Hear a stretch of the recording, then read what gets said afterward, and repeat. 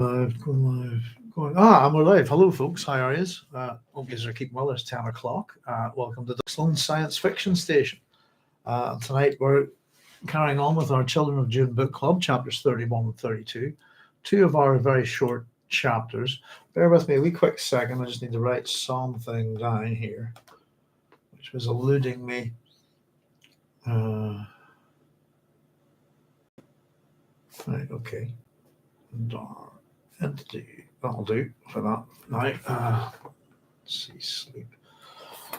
Okay. Right, sorry about that. Let me just scribble that down. I can find that later. Something for tonight. There's Sean Whelan saying, "Good evening, Doc." Evening, Sean. How you keeping? Hope all is well with you.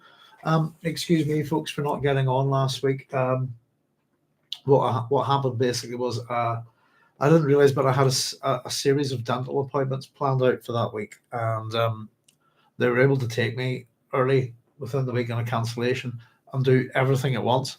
But it left me without tea, and I was a wee bit sore as well. So I'm just, in all honesty, I was a bit exhausted after last week. Did a lot of running about. I was off to London and stuff. So apologies for not getting on last week. And I just thought it'd be better to give myself a wee bit of a break for a couple of days, on the account of how absolutely shagged out I with the with the dental thing. Then the week before there, we were off for the wife's birthday to London, and we did it all in a day and back again, kind of thing. Went on the Thursday to see Moulin Rouge in the West End, which was a very good show. I highly recommend it if anybody's not seen it before. I had a great time. Pardon me, but managed to wreck my neck. There we are. So tonight we've got those two chapters. As much as we missed a week last week, we're moving forward with a double chapter this week anyway, so it doesn't really affect us too much in terms of how we're progressing with the book, you know.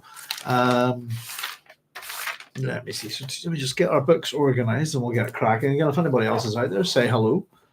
Oh, ba-dum. Let's see, 31:30. But I suppose before we get going, again, I'm not reading ahead with Children of Dune. I'm kind of as far as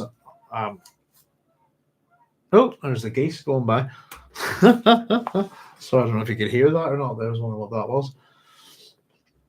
There we go.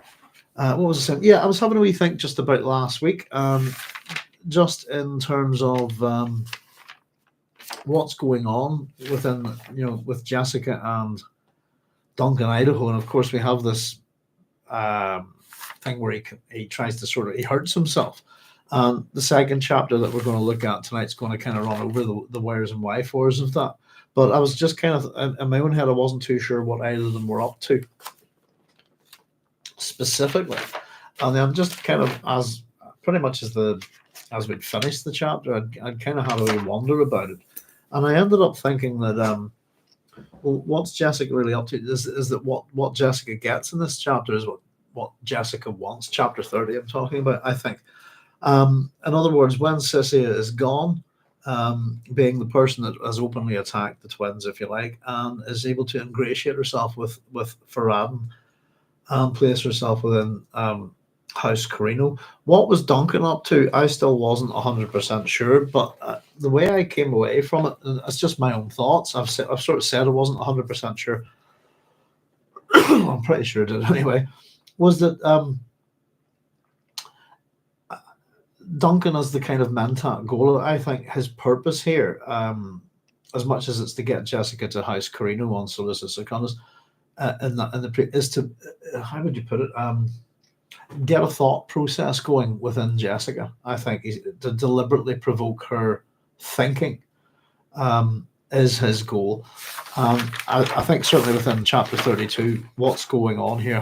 Why is Duncan behaving this way? I think the answers are quite obvious. But as much as I haven't got it, just from what I've discerned from chapter 32, so I don't have my answers answered yet, and I can't remember. So, but I think that Duncan why is Duncan acting that way? I said we'll get to it, but I think it's the clues in the words there, isn't it? It's an act, isn't it? I think. But there we go. There's Cynthia saying, "Hi, Doc. Hi, all. Hi, Cynthia. How you doing? Thank you very much for joining us as always. Hope you're keeping well." And there's Chayarivka saying, "Shalom, all. Notification never came for the start of the podcast. Sorry about that. Hope everyone is doing well. Not too bad here, thank you, Chai. Hope you're keeping well. Yeah, sorry, it's just been, as I said, I knew it was going to be a crazy couple of weeks there. And yeah, I'm trying to get into, again, my week changes at the start of the year right now, so I'm kind of quite busy. It's always kind of funny when I say, oh, I can put aside time, I've got time here. And then my weekly calendar fills up as I go, and it has to all shift a bit, you know. There's Have a Mixed Speech. Hope you're doing better, Doc. Thank you very much. Have a Mixed Speech. I am. I've been up getting dental work done for the better part of I don't know, maybe a couple of years now. Um, I had a bit of an accident with I got a bad burn in my mouth basically, and had to lose another tooth. Um, the joy of being a mutant, Have a Mixed Speech, is that the universe decided to bless me with 6 wisdom teeth. So as much as I've lost another tooth, I've got another one coming up here, and it's right through the gum. So I don't know, probably be about another, I don't know, 6 months to a year maybe before I can get it out. And I really hope there's no more wisdom teeth underneath, because the last one I thought I was done with them. You know, well, I thought I was done with them when I got 4 out. And then I thought it was done when I got wisdom tooth number 5 out. I really did. I thought that's it. This one's popped up quite recently, but no, I'm good. I was just very tired, and sort of a couple of weeks on the 20th, we sort of flew into London. Did a lot of running around, flights, planes, trains, and automobiles, basically, to get up to Piccadilly and watch the Moulin Rouge show, but for about 2:30, watch the thing and then do it all backwards and get home. So it was a bit of an adventure to get back into London. And of course, the place blew up as I left. And as I like to point out when these things happen, it wasn't me. I didn't do not guilty. But I had a great day, but very, very busy. And I suppose it's the sort of day where I used to run around like that when I'm in my 20s very easily, but I found myself quite wrecked after in my 50s, but just I'm not very fit these days. I'm not doing enough walking. Need to get the girlies out more, you know. But thank you, Have a Mixed Speech. But yeah, I've just taken a few days to chill, you know, and it was much needed, I think. But anyway, here we are with chapters 31 and chapters 32 tonight. They should go pretty quickly. They're interesting. I've got a couple of terms I'm maybe not too sure on. One that I haven't had time to check yet, but we can maybe have a wee nosy at it as we're going. So our first chapter tonight really is focusing on Leto II, post Wencesla's assassination attempt. We've left Ganima going back into Alia's hands, if you like, and is now convincing herself of the false reality of Leto's death by the Laza Tigers. So our epigraph here is quite interesting. It's an odd little one.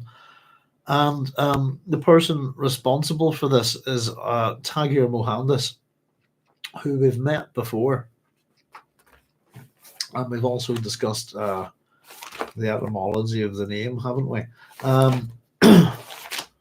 So let's just have a wee look at this. The password, this is our epigraph. The password was given to me by a man who died in the dungeons of Arrakis.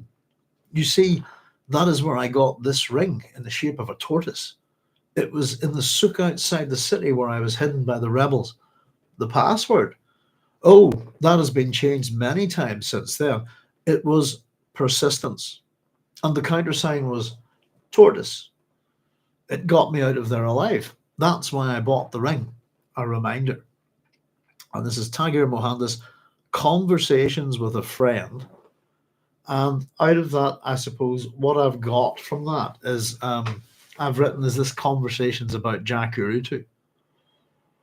And the other thing I've written is who is the friend? And I don't know why, but for the life of me, I possibly thought it was Paul. Just whimsical, just thinking, wondering who that could. Maybe it's Paul, maybe it's the preacher. Is this it? And this is the guy who sort of popped up in front of, if I'm not mistaken, this is the guy that sort of popped up in front of Alia and Jessica a while back. our sort of cheeky troubadour type, wasn't he?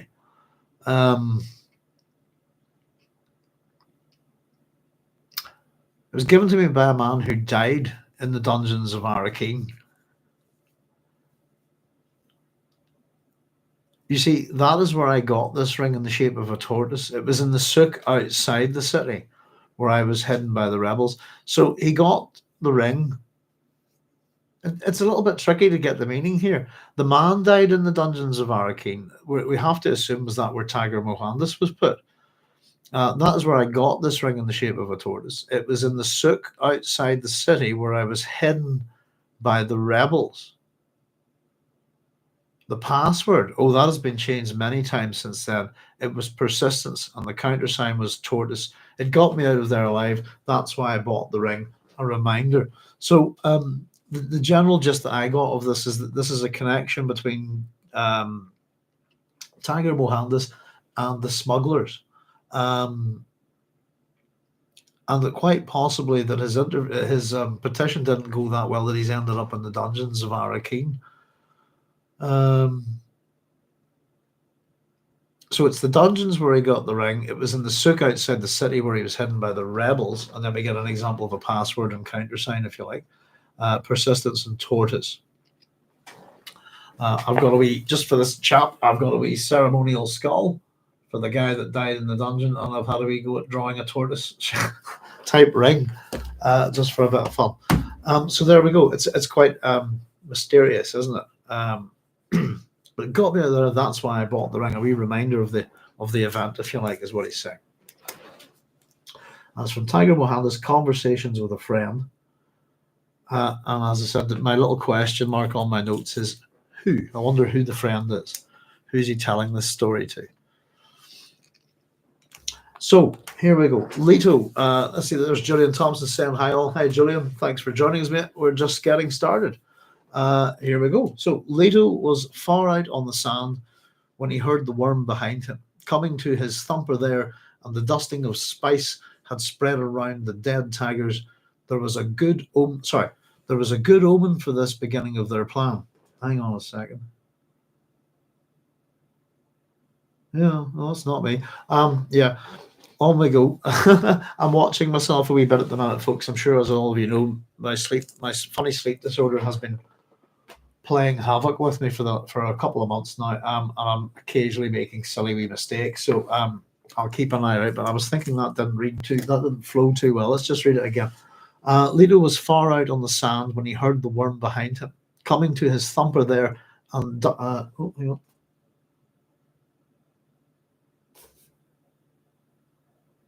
and the dusting of spice he'd spread around the dead tigers. Yeah, that's exactly what happened. It just doesn't flow that well. There was a good omen for this beginning of their plan.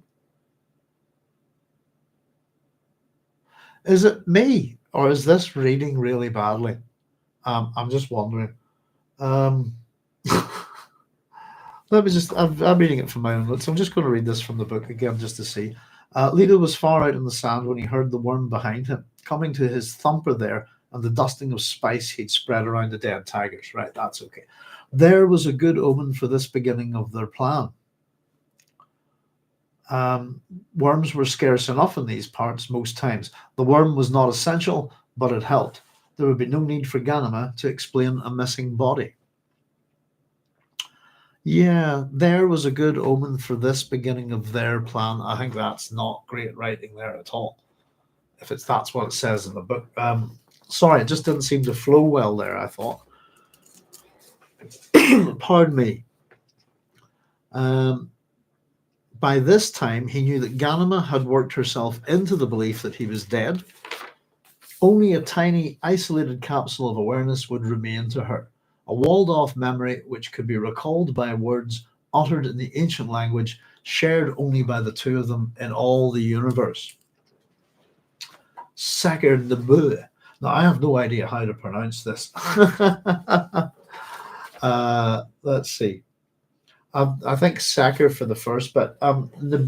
It's the W part that I'm having bother with. Nabawi, maybe, or Nabui, or Nabu.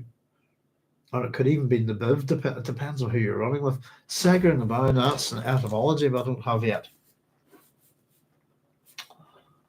And this just goes to show you my crazy week. So that's going to have to be something done at the end of the book. Now, let me just say, Chayarivka says, there's Object Grebe saying, hi, Doc. And Chaya saying, it doesn't say they were in prison together, just that the password guy died in prison. Yeah, that's what I thought.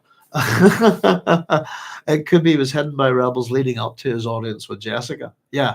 And yes, I agree. The first there in the sense is oddly placed. It makes the there in the next sense seem a reference to what comes before it rather than what. Yeah, it doesn't flow, does it at all?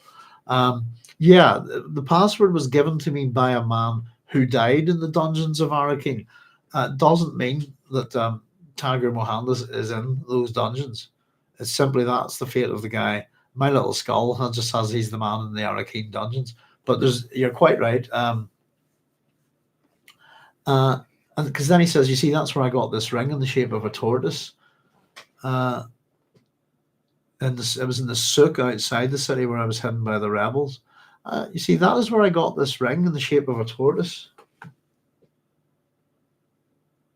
So as much as I still think that's where man, that is where I got a ring in the shape of a tortoise. What, in the dungeon?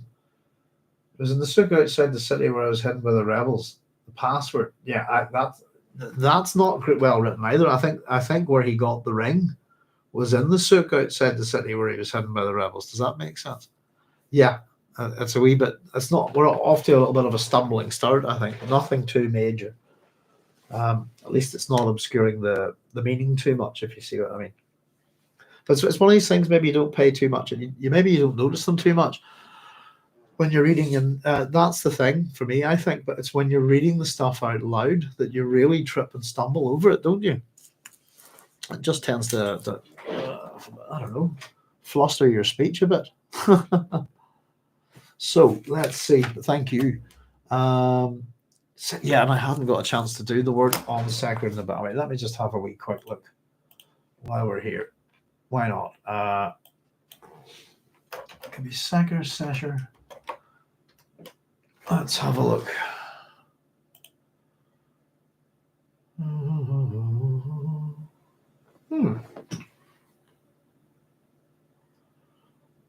Segur's come up as a surname, late 13th century surname for one who searches and investigates. Etymology online, just to share. Bear with me a wee second. Service. It's a dry. Play. No, bear with me on that one. I think I'd rather than me muck about here now looking for. I'd rather go do the work properly. I don't think we've had Sesher Nabui. Perhaps maybe somebody can help me out in the pronunciation with that one. Sesher or Segur Nabui is our golden path. So just to run through that again very quickly, because we stopped there. So by this time, he knew that Ganima had worked herself into the belief that he was dead. Only a tiny isolated capsule of awareness would remain to her, a walled-off memory which could be recalled by words uttered in the ancient language shared only by the two of them in all this universe. Segur Nabui, I'll go with that for now. If she heard these words, golden path, only then would she remember him. Now Leto was truly alone. So again, sad that these two twins have been separated. And again, I'll just point out as we go along here, it's easy to forget sometimes that Leto was 9 years old. And off he goes into the desert. He's on his own. Kind of almost undergoing a bit of an agoge here, isn't he? He moved with the random walk, which made only those sounds natural to the desert. Nothing in his passage would tell that worm back there that flesh. Oh, I'll read that again. Sorry. Nothing in his passage would tell that worm back there that human flesh moved here.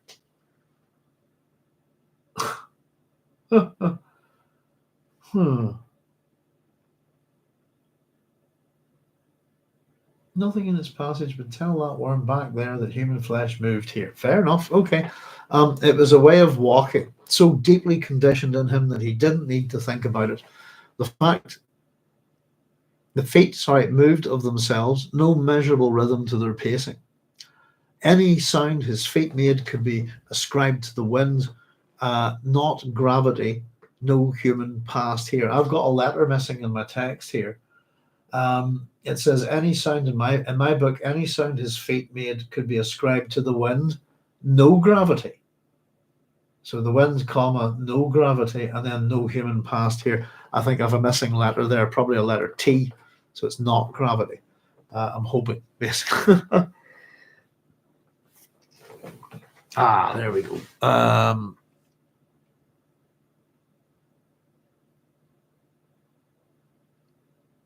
Cynthia said, didn't Leto Kynes have a pin on his cloak in the shape of a rabbit / hare? Yes, it was a hare.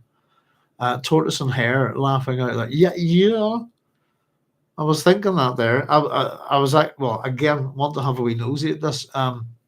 We've got a number of different associations with the tortoise, don't we, in mythology? Some really interesting ones.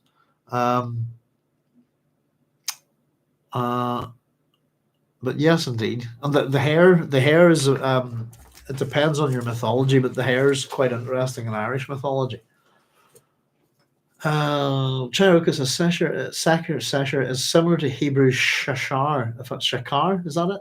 Meaning morning, sun, or dawn. Could be related to golden color. No clue in the movie or its pronunciation. Oh, good. I'm not. I just haven't had time to have a look. But thank you, chat. I'll get that down anyway because we're looking for a language where this is the golden path. I'm hoping that the meanings of the words line up, so that I'm going to scribble that down. But yes, that could well be it then. And all we've got to do is figure it is in the movie.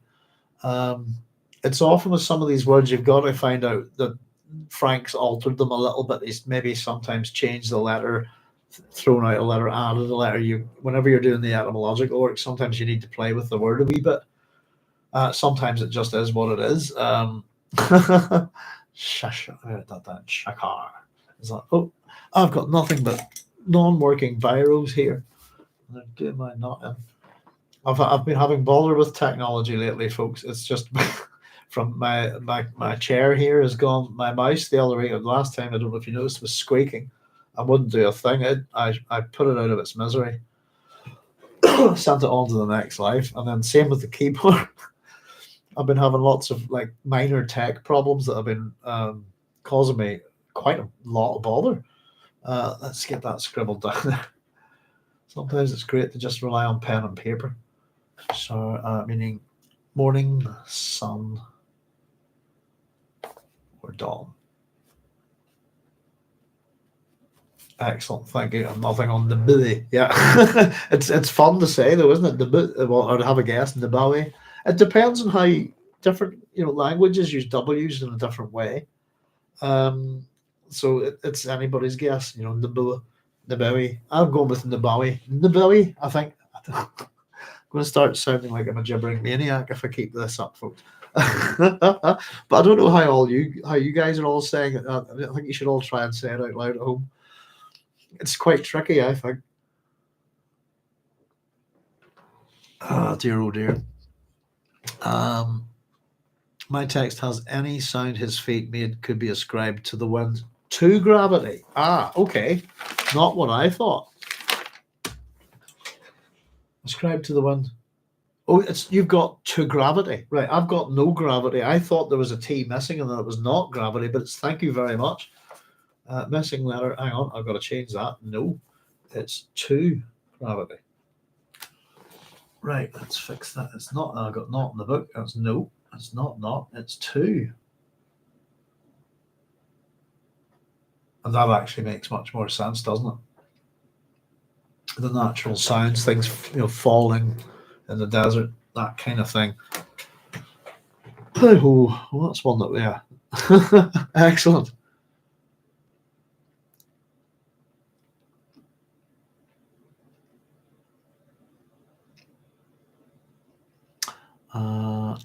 I've got gravity. Yeah. And then nativ is one of the Hebrew words for path and Navi's word for prophet. Ah, thank you. Nativ. Native. We got it down anyway. So that's what. So we're going to have a shakar nativ in Hebrew, then would be a golden path. I think. Ah. If I'm not, if I'm saying it right. There you go. I've never really spoken much Hebrew in my life. I'll just stab at it. Nativ is one Hebrew for path. Okay. But yeah, sorry, a couple. I've got most of the stuff down this week. It's just a couple of them. I must have missed that one. Either that, or sometimes I can't remember it. Sometimes if we've looked at that many words, I kind of look at one and think, "Oh, we've looked at that before, possibly." And it's, I don't think it. Yeah, I'll have it for you for next week, folks. Hopefully. And Navi is word for prophet. Very good. So here we are. It's the golden path has arrived, folks. It's and we've just crossed over. If you like, the halfway mark of Children of Dune. Well, here's our menu. Golden Path. We're going to learn a wee bit about it over the next few chapters, hopefully. Now Leto was truly alone. He moved with the... Oh, hang on, we did that, didn't we? So that was 2 gravity. Right. When the worm had done its work behind him, Leto crouched behind a Dune slip face and peered back towards the attendant. Yes, he was far enough. He planted a thumper and summoned his transportation. The worm came swiftly, giving him barely enough time to position himself before it engulfed the thumper. As it passed, he went up its side on the maker hooks, opened the sensitive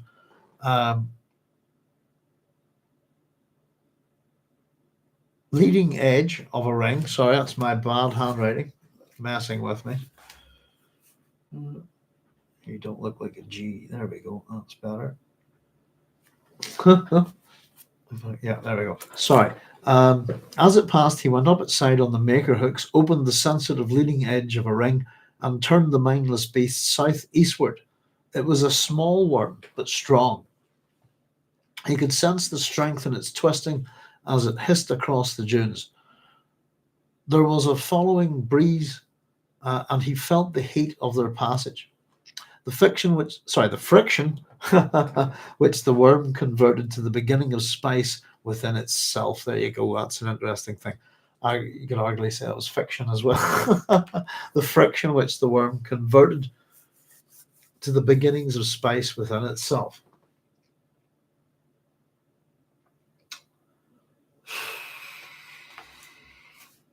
Oh, yeah. Sorry. I've got fiction in my copy of the text. And I've written friction mistake. Could somebody check one of those for me, please? There was a following breeze, and he felt the heat of their passage. I've got the fiction which the worm converted to the beginnings of spice within itself. It's a bit meta, isn't it? As Julian saying, thank you. More like Dawn's Light Path. Okay. I was going for Dawn's Light. Yeah, why not? That's quite good.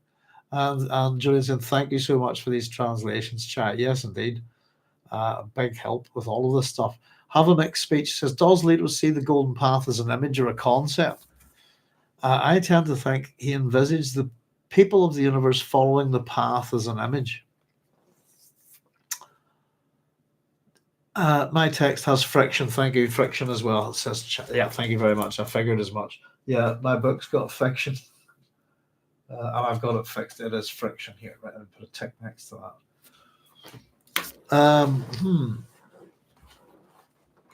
Have a mixed speech. It's a good question. Does he see the golden path as an image or a concept? He saw it as an image, didn't he? And I imagine both is probably the answer, I think, to your question. I tend to think he envisions the people of the universe following the path as an image. Now, we got to see it, didn't we? Have a mixed speech. Let me see. Hang on. Because anything like that, I drew it. So it shouldn't be. This is one of the good things about doing doodles and all these notes. It's depending on the doodle. It shouldn't be too hard to find. So this is the question. If I'm nearly at the end of this notebook, we'll have to start another one soon. Where would you be?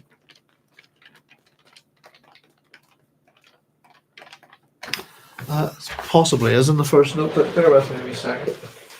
Children of June book. Yeah, we've got this much left of our big notebook, so we'll be on to a third volume soon. But I have this here, and who was asking there? Have a mixed speech. I drew the thing as it was described, so if you bear with me, hopefully we should be able to find it for you, and you can see. And then if I can find the image, it can also kind of give you the chapter reference as well. I thought it was a weird one to draw out. It kind of had bingo. There you go. Oh, here, let me pull it back. There, that's as described literally. Oh, sorry. I know, I've lost it there. Apologies. Where'd it go?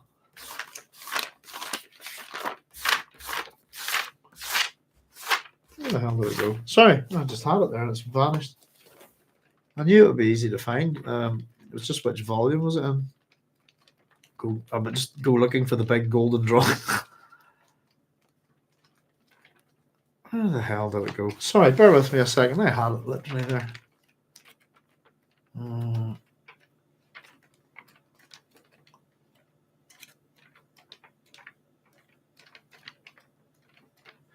And as soon as I get it, I'll give you the wee description of the dream as well. So all I did was illustrate what his vision was.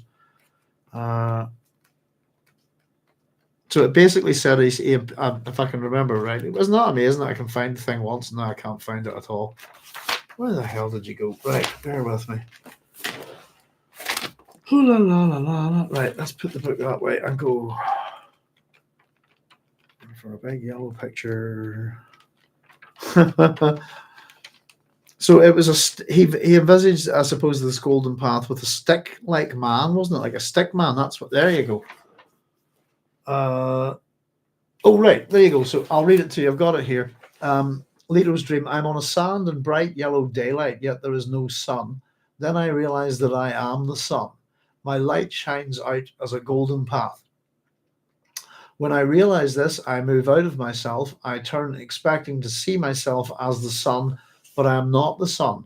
I am a stick figure, a child's drawing with zigzag lightning lines for eyes, stick legs, and stick arms. There is a scepter in my left hand, and it's a real scepter, much more detailed in its reality than the stick figure that holds it. The scepter moves, and this terrifies me. As it moves, I feel myself awaken, yet I know I'm still dreaming. I realize then that my skin is encased in something, an armor which moves as my skin moves. I cannot see this armor, but I feel it. My terror leaves me then, for this armor gives me the strength of 10,000 men. And there you go. So up at the top, I've got Leto's light, and you'll see that I've got a stick figure on the golden path, and he's holding the scepter, and he has lightning bolts for eyes. So it's not that I'm that bad an artist. I just did my best to draw exactly what I was told. There you go, folks. So in all honesty, it's he has an image of it, doesn't he? It's a very clear description there. But also, I think, yeah, it's both. I think have a mixed speech. But if you wanted to know, that was the vision. That was a way back. It was a good way back. Not sure what chapter that was. In fact, you know something? There's quite a possibility that I wanted to do a session in the movie mentioned there. Off we go on the quest for that bloody drawing again.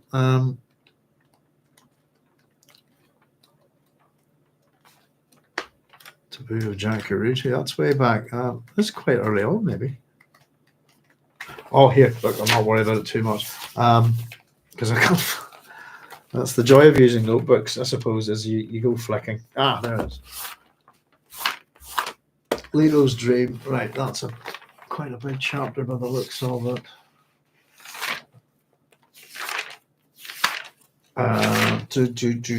Yeah, that's chapter 13.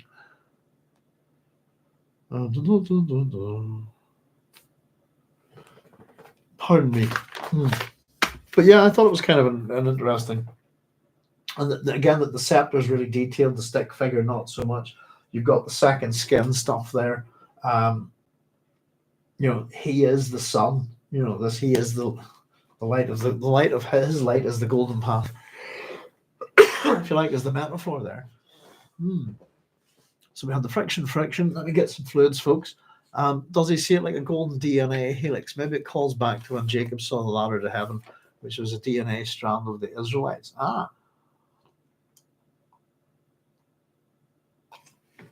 We talked about a different ladder to heaven, didn't we? A wee while back.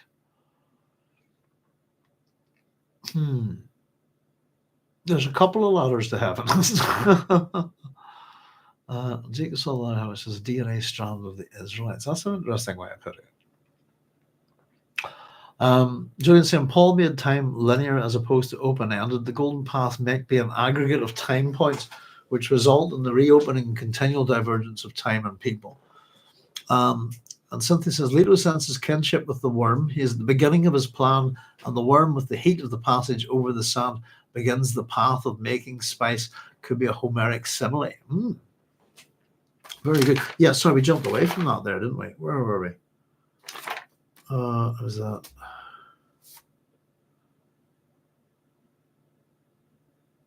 Yeah, it's a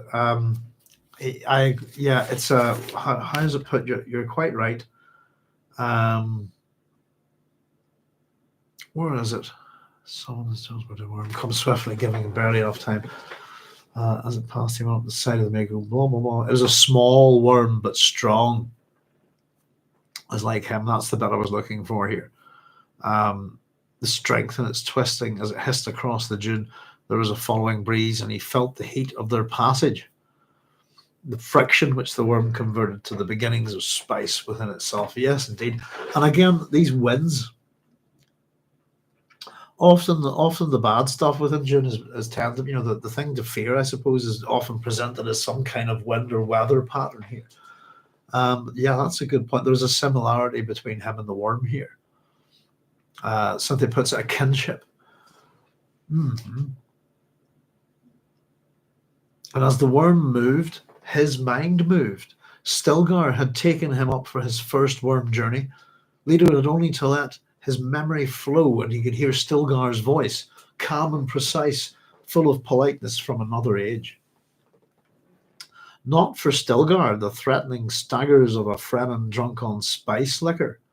Not for Stilgar, the loud voice and bluster of these times. No, Stilgar had his duties. He was an instructor of royalty. Another tutor, isn't he? Here we go. In the old times, the birds were named for their songs. Each wind has its own name.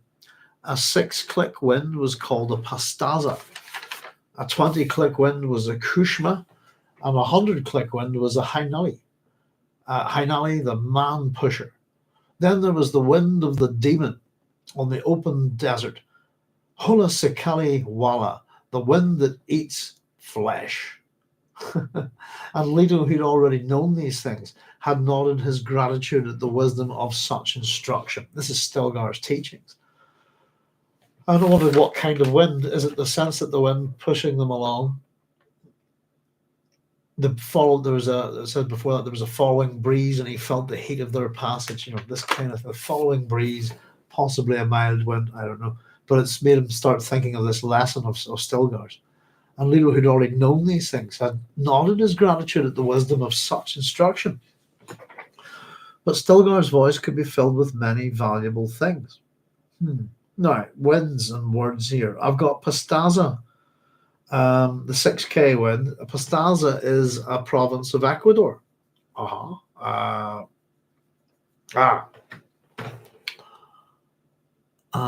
Julian's asking Cynthia, can you expand on what you mean with Homeric simile? And Chaya is saying, I don't recognize any of the wind names as Hebrew. I didn't get any that were. I've got, I'll give you what I've got here. A pastaza, South American, so a province of Ecuador is what that is. Kushma is a wee bit tricky. But I think I found it. Bear with me, I'll bring it up on the screen. Kushma. It's like a dark, it's like a dark entity. Now it's a different spelling, isn't it? But I mucked around. Let's go. It's a phonetic one, Kushma. Because I tried other versions of it, like Queshma and stuff like that. Kushma is a small village in the headquarters of Farad'n'd district, but that's not the thing we're looking for.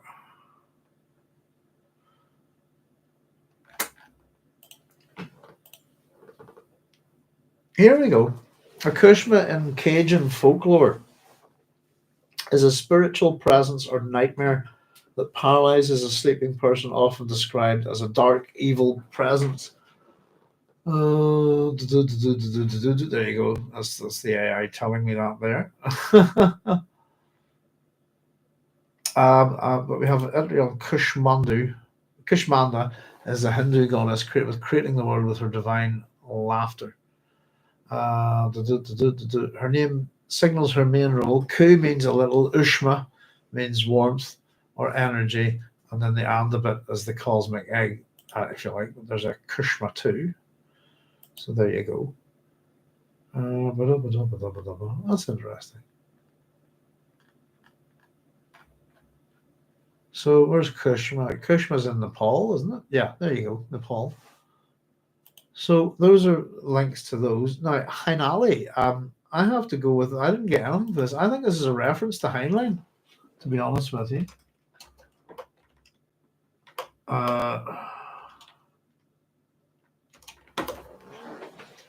No, if you type it in, we've got, there's some musical artist called Heinali, etc. But absolutely nothing on any kind of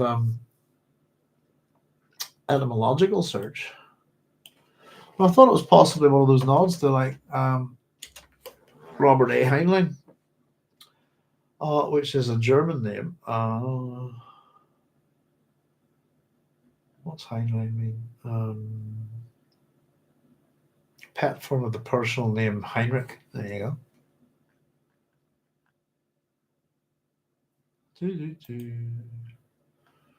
Notable people with the name Robert A. Heinlein. There you go. So I'm not too sure, but I don't know what any of you think. We do get a few references, and a couple of passages back there, a couple of chapters back there, I thought there was a bit of a dig at Asimov, to be honest with you. The man pusher. It makes sense to me. I don't know if anybody gets that, but wasn't Heinlein a bit of a kind of a recruiter of these guys? Several sci-fi writers during World War II for working a bit on US intelligence, I think. It's interesting that the wind's called a man pusher. I don't know. That's what I thought. I thought it was a wee nod to Heinlein. Who's one of our favourite writers here. My wife's struggling badly to get through The Number of the Beast. But she's nearly there. I think she's got a new book to read, and that's kind of pushing on. But it's a tricky book to get through. It's quite a big one, you know. But there we go. But I kind of just went with that. Now, the last one there, I hadn't had a chance to look up yet, so let's have a wee quick look at it. Who's Sakali? Nah, that sounds a bit Hawaiian or something, doesn't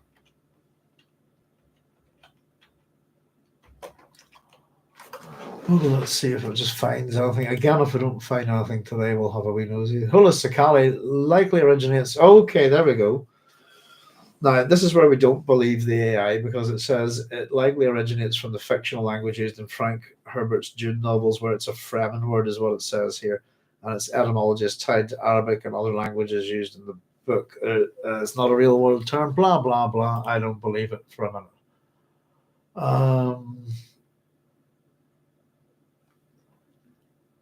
So, hula. Leave that one with me, folks, again. I'll try and patch these up for next time. I think that's one that needs split up, if you like. Hang on a second. I've gone. Have I got it? Bear with me. What have I got here? I've got something written down here. But it was Heinali. It was a Heinali, basically a combination of Heinlein and Ali. I've got Hein from German, Dutch, Danish, and Jewish to be a home ruler or home owner, and Ali from Arabic. Ali is high, exalted, or sublime. So that was our Hein Ali, if you like. I thought it was a combo word, a portmanteau word, and I think we've got another one here in a second. Wind of the Demon, the Hula Sikali Walla. I haven't got something for that yet. I've left a space here for in my book. And then the next one we're going to get is Idwali in a moment. Oh, so let's go on with that then. But Stilgar's voice could be filled with many valuable things. And Stilgar said, this was in olden times, certain tribes which were known to be water hunters. They were called Idwali, which meant water insects, because those people wouldn't hesitate to steal the water of another Fremen. If they caught you alone in the desert, they would not even leave you the water of your flesh. There was this place where they lived, Sietch, Jacurutu. That's where the other tribes banded and wiped out the Adwali. That was a long time ago, before Kings even, in my great-great-grandfather's days. And from that day to this, no Fremen has gone to Jacurutu. It's taboo. So Idwali is a combo of id and wali, if you like. So the id is, so we're heading into the old Freudian nonsense and stuff like that. Sorry. So the id is the part of the mind in which innate, according to the innate, instinctive, and primary processes are manifest.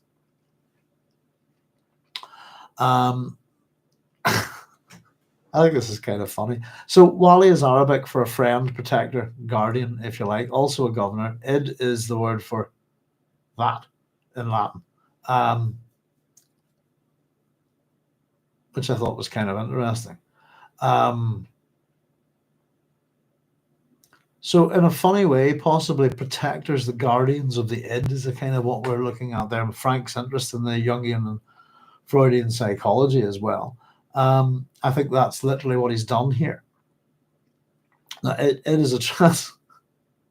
I was reading this, by the way. I was going, okay, hang on a minute. If that's that, what's and I was going, the id is from the German translation. I thought this was quite funny.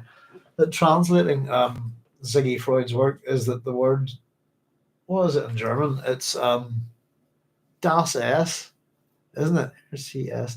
So, as in the pronoun. So what the id is in German actually means the it. Was it your id, your ego, and your super ego, if you like? So it's the it, I, and above I would be the literal translations into English. But instead of that, the one with id, which is that. So the part of your brain that Sigmund Freud's talking about is that part. And if you want what it, yeah, that's it. Yeah, it's kind of funny, isn't it? The language of that. So there we go. Taboo, of course, with taboos in different societies, but taboo is Tongan, as far as I know. How do we look at it? Social or religious customs that restrict, practice, or forbid association with people, places, things, etc. Even times. Taboo is from the Tongan word. It means set apart or forbidden. There we go. In Ireland, we have geese, if you like, or geese, if you want to pronounce it funnily. I'll actually type that word in. There we go. There you go. There's the Irish version. Taboo, geese, forbidden fruit, this kind of thing. It works in a similar way to hubris, but it's not quite the same thing. But generally, to break taboo or to break geese would actually be committing hubris, wouldn't it? So it often leads to a downfall. It's a forbidden thing. Don't do this. So Cuchulain's, I think, is that he's is it the paradox of it? I think how Cuchulain's downfall sort of comes about is it's as much as he goes through all the fighting stuff like that. It's Cuchulain has two. He's not allowed to refuse a meal offered to him, and he's not allowed to eat dog. I'm pretty sure. And of course, how Cuchulainn, do that and your downfall will come. Is he's tricked, isn't he? And you can see the obvious trick is that he'll be offered a meal with dog in it, and not be the paradox of that kind of thing. Let me just catch up with your comments a wee second, folks. China saying Paul refused the golden path, didn't want to become the worm. Yes. GP could be donning the worm skin to shepherd humanity. The golden path could be donning the worm skin to shepherd humanity for thousands of years. Pardon me, it could be the outcome of diversity expansion at the end. Wally is an untrained Fremen youth, per the terminology of the Imperium in the original Dune. I should be looking them up as well. Shouldn't I? That's the thing I've always said about the Dune series. Is it really could benefit with the terminology of the Imperium in each book, so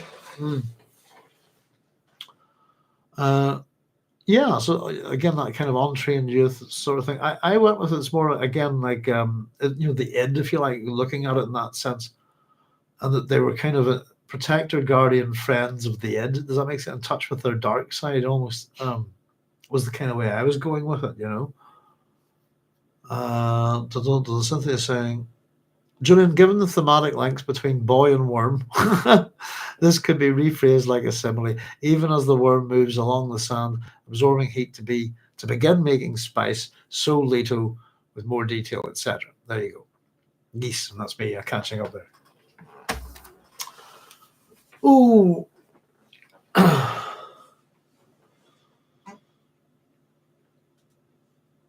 yeah, it's Homeric simile, just really running similes, if you like, having a look at the comparisons, language comparisons, that sort of thing.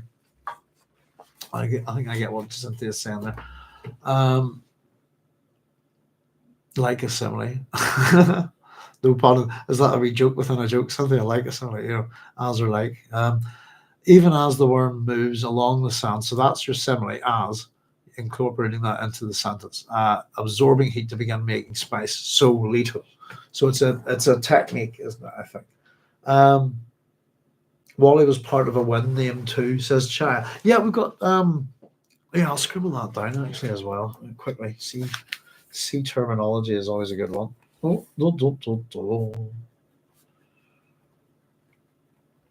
Yeah, the winds, all of us, the divine wind and kind of thing. Terminology of the Imperium, also a wind. Thank you. I like wind deities. Is that a way of putting it?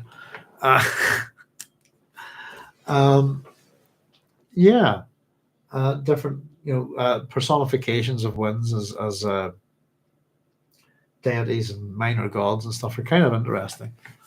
Who am I thinking? There's one that in particular I quite enjoy. Wind gods. Oh no, it's popped out of my head. But yeah, an awful lot of the wind. It's an interesting thing, isn't it? In this chapter, the 100-click wind, and it's the fact that they cover distance as well. The man pusher Heinali, and the wind of the demon, the open depths. See, there you go. Hang on a minute. The bird's names for each wind had its own name. A 6-click wind was called a pastaza. A 20-click wind. I kind of was confusing. The wind was Walla. That's okay. No, Wally. Walla. Where did I write that down? Yep. Or did I just drew an arrow somewhere from something? Hang on.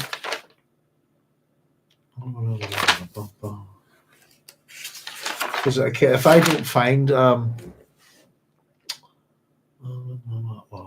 also a wind. Yeah, that's the one we haven't got the first name for. I have a wee space for it. Hulasakali Walla. It's probably a split word.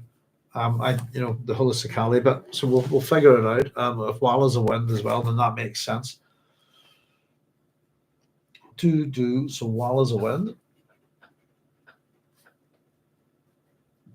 Do you know what language it's a wind in? Chai, if you don't mind. I don't want to. Loads of references to the winds here. Here's what I thought, by the way. I was getting confused. And then I had a moment of clarity because you have to get sometimes I feel a bit thick on it, I have to tell you. When it is going, oh, this is a 6-click wind. And I was going, okay, and the next one's 20-click wind, okay. And then there's a 100-click wind, and then there's the demon wind, okay. And I was actually thinking that those were distances. And they're not, are they? It's the speed, it's the wind speed is what we're talking about here. So a Kushma, where are we? A 6-click wind, 6 mile and 6 kilometers an hour, if you like. There's a Pastaza, a nice breeze, 20-click wind. Kushma, 100-click wind. Whoa, a man pusher. Yeah, well, hey, it's speeds, isn't it? And I know you probably all think that was kind of obvious, Ross, but I didn't pick up on that at all. And I've just picked up on these are all speeds of the wind. They're all wind speeds. Yes, indeed. Yeah, we've had a few past the. We've had a few winds here that have been past Hainali lately.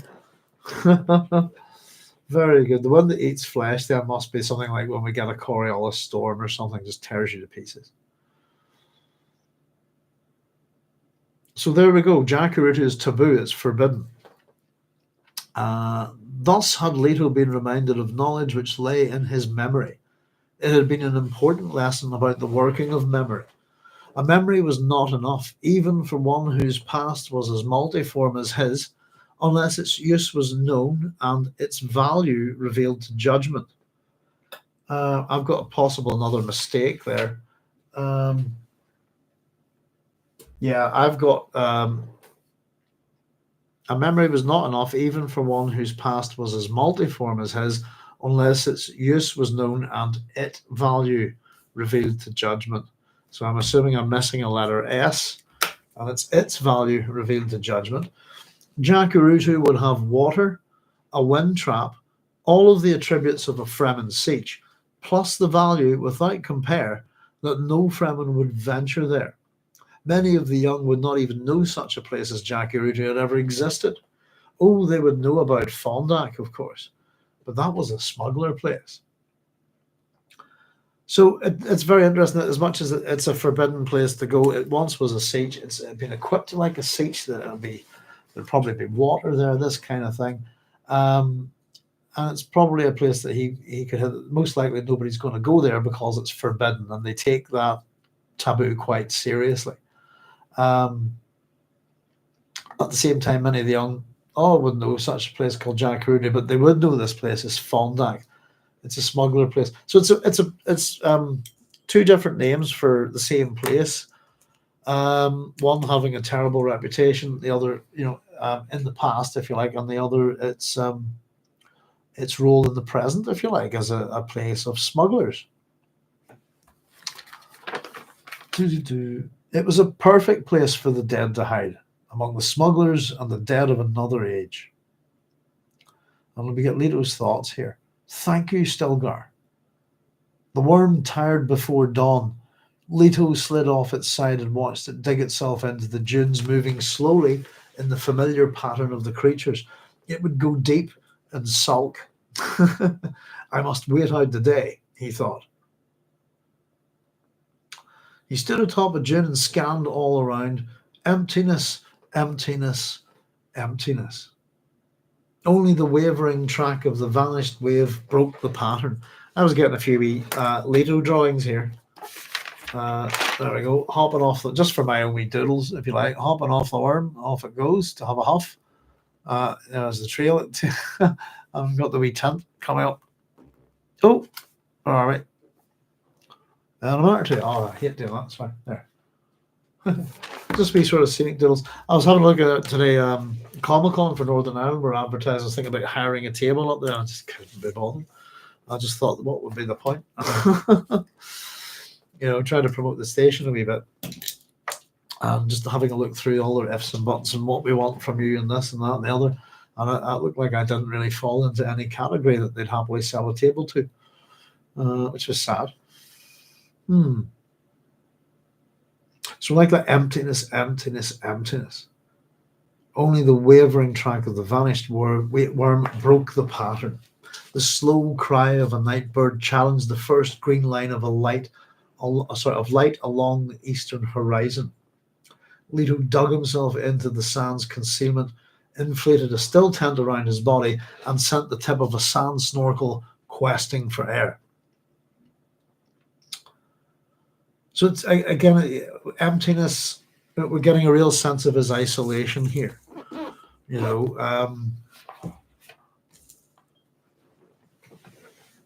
and he's going. And again, the survival skills are in place, and off we go. He's surviving the desert, get the sand snorkel, and still tent up. For a long time before sleep came, he lay in the enforced darkness, thinking about the decision he and Ganima had made. It had not been an easy decision, especially for Ganima. He had not told her all of his vision, nor all of the reasoning derived from it. It was a vision, not a dream. In his thinking, I'll read that again. It was a vision, not a dream, in his thinking now. But the peculiarity of this thing was that he saw it as a vision of a vision. If any argument existed to convince him that his father still lived, it lay in that vision. The life of the prophet locks us into his vision, Leto thought, and a prophet could only break out of the vision by creating his death at variance with that vision.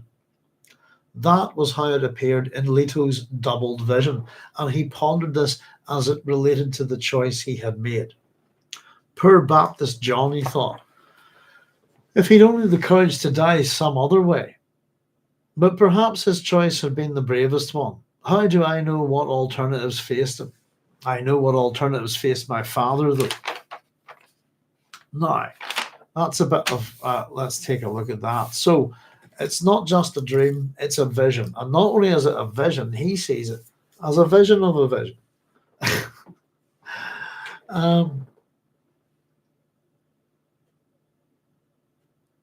So this is the thing he hasn't told Ganima of. This is the vision of the golden path, I'm pretty sure. And in relating it to his father,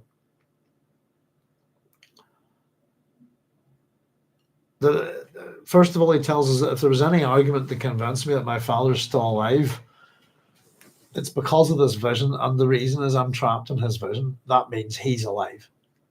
The life of the prophet locks us into his vision, Leto thought, and a prophet could only break out of the vision by creating his death at variance with that vision. So, in other words, the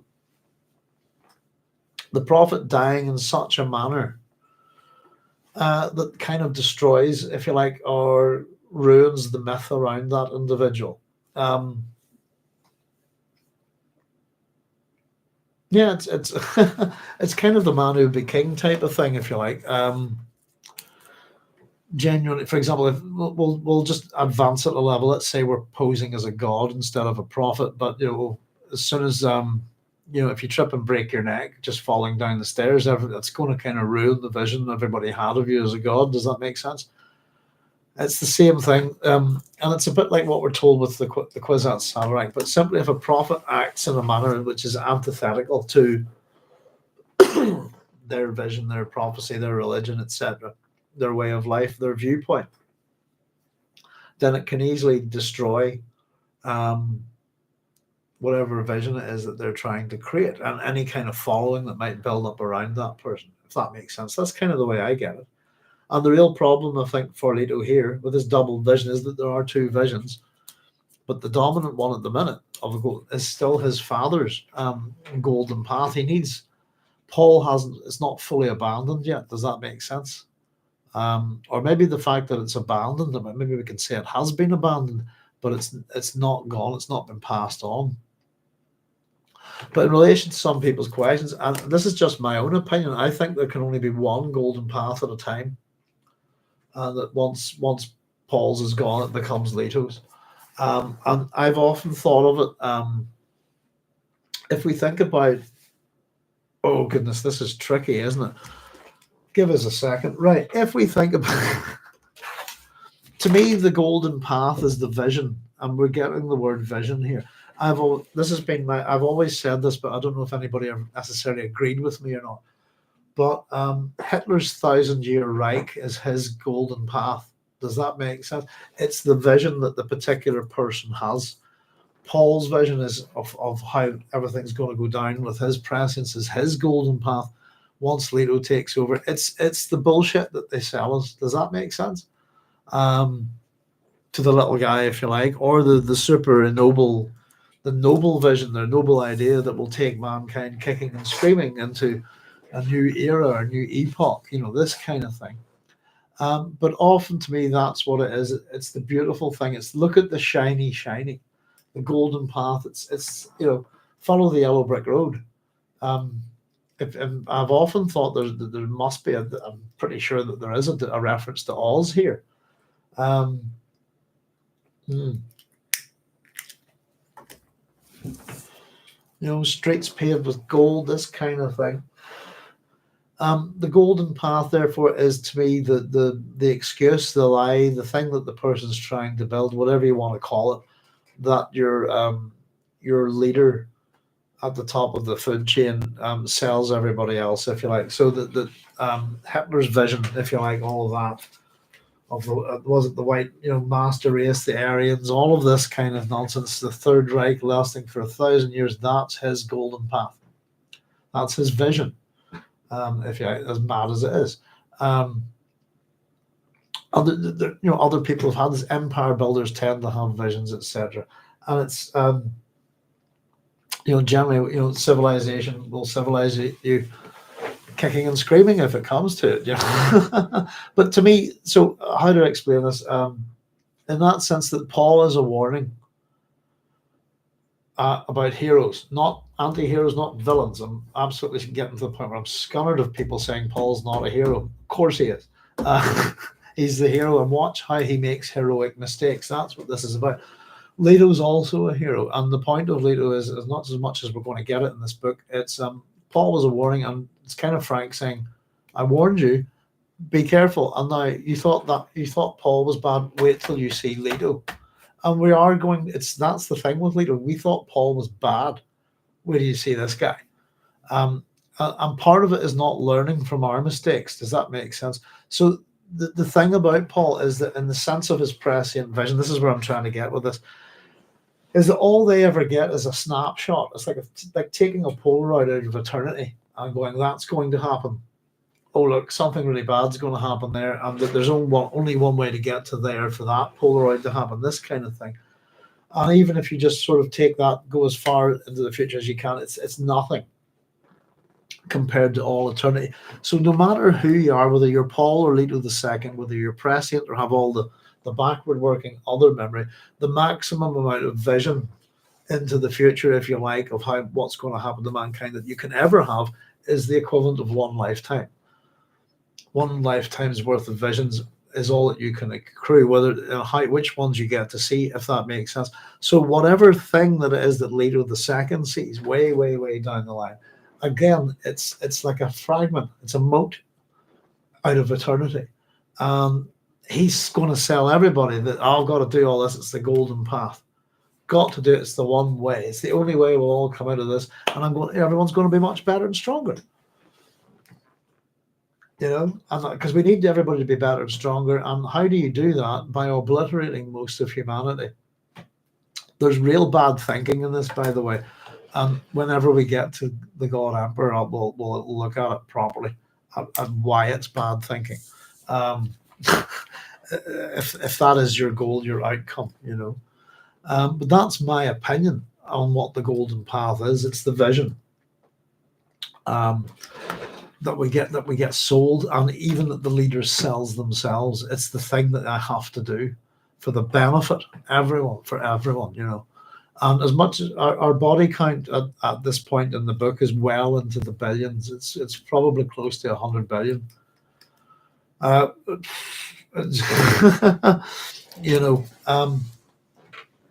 It's going to get worse, and I suppose we're not even going to, again, like all of these dead people that these the decisions of these heroes affect. We're not going to see any of them get killed, really. But it's my own opinion. That's what I think of that one. What is the golden path? But again, folks, my memory of this stuff is really old, so I'm kind of running the book club as I'm going a chapter at a time. So I'm almost like the God Emperor's dilemma. I don't want to be too prescient. Does that make sense? I want I want the surprises as we go, and I think it's working for us. So I'm not jumping ahead necessarily to solve these mysteries. Whenever I like them to be solved as we encounter them, as we go, and get our answers that way. Because it really is, and it's interesting. This is about memory, the way my memory works. I know that I'd say my memory is reasonably good with this book, and then once we get to the God Emperor onwards, I can't remember too much at all. I can remember the gist of them, but not the details. And it's nice to think about reading the books in a funny way, a bit like the God Emperor, where I don't want to know. I wish I didn't know everything. Well, once upon a time I used to, and now I don't. And it's nice to forget in a funny kind of way. I'll just catch your comments there, folks. Chai was saying, Hula Sikali Walla, no clue what language, sounded like could be Hawaiian. That's exactly what I thought. That kind of Eskimo, African, or Aborigine. Why is Leto afraid to tell Galama about the Golden Path? That's a good question. I suppose possibly to protect her. I'd argue up to this point in the book, have him speech that Ganem is more lethal than Leto. To be honest with you, and as to which of the two children would be on the run at this point, it was simply a matter of which one of them was in best came out of it best from the Lazar Tiger. If one of them was wounded, that would be the one that went back. So that it could have been Ganema in this position as well. And it's a very good question, and I don't know is the answer. I think it's possible that she might, that because he can see the vision, that she might take actions that would affect it. Maybe that she might join him. The one that I've always wondered of him speech is, why didn't she warm up after a wee while, even if she had children by Farad'n'd, for example? Why didn't she join Leto? Because that would have been very interesting. But I've always thought that it would have. Wow, I mean, if it had been Ganema instead of Leto, I mean, we would never have had the God Emperor, but we would have had a God Empress, wouldn't we? So I'm not too sure. I think it's possibly about affecting the vision. I think it's generally what we get from those with prescience, that certain things will affect it. So I'll not say that in case it changes it. We get that with Paul a lot, I think, and Chani. Have a mixed speech says, wouldn't she know about it too because she has Paul's memories? Yeah. I think certainly the Jacurutu thing, all of that's known. I think the vision that he's kept from her was the one that the picture that we were holding up on the screen, this light, that thing. And it's a very vague thing, isn't it? That picture, the stick man holding a scepter. Leto looking around for the sun, can't find the sun. Then he realizes, I am the sun. There's all sorts of ways we could interpret it, I suppose. I mean, it's going back chapter 13, wasn't it? There you go. But that's the vision. That's the chapter where we're sort of looking at the life and here. Where are we? I think it's this that he doesn't tell her, because they're I think it's this. That's the thing he doesn't tell her about there. That dream, this vision here. Leto's light, Leto's dream, the lightning bolts, the scepter. I don't know. Whenever I drew it, I thought, first of all, the scepter looks very phallic. The lightning bolts for the eyes made me think of the Nazis. I didn't know what, but I literally drew, that's exactly how it's described. I just wrote Leto's dream across it. Stick man with lightning bolts for eyes, holding a scepter that's incredibly more detailed than the stick figure is, and that he, looking for the light, he is the light, that kind of thing. I think that's the thing. Hang on a second, I could.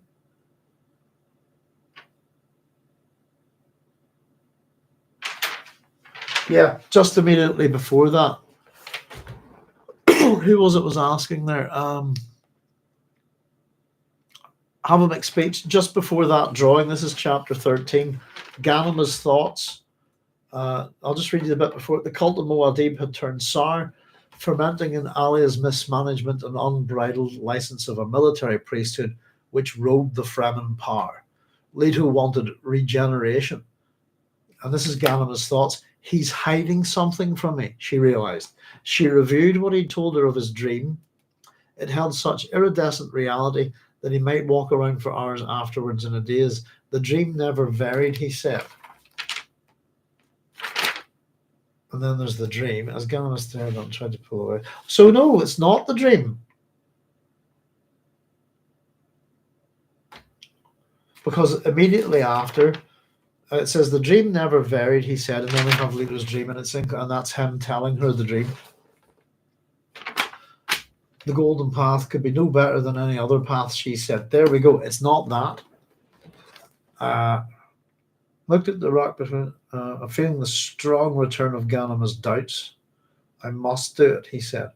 So it's possibly. So it's not that. Ganon is fully aware of the golden path, as we've just found out, and she's fully aware of that dream.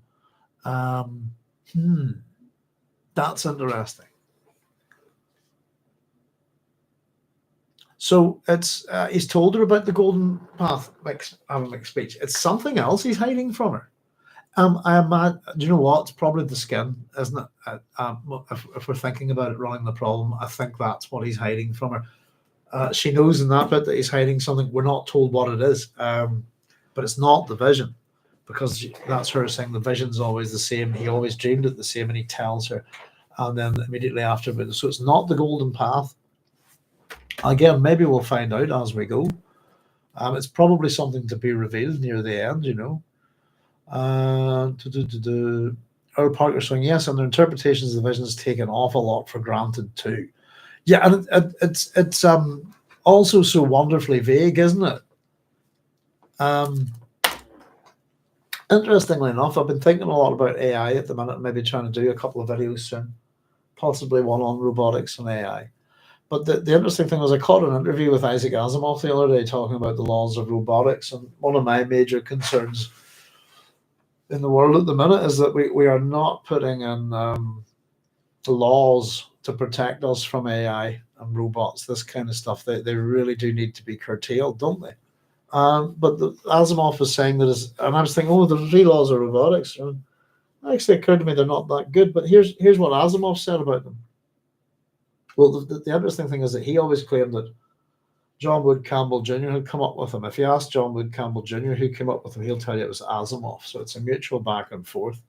It's mostly Asimov. So I think Campbell helped refine them a bit. Of course, there's 4 laws of robotics, but the point is that Asimov said they're so wonderfully vague that I can write any story about robot and use these, to work out a problem and create a situation, run it by the laws and see what happens.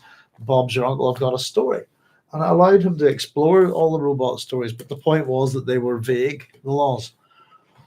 They weren't that useful, I think, in terms of how they could be applied,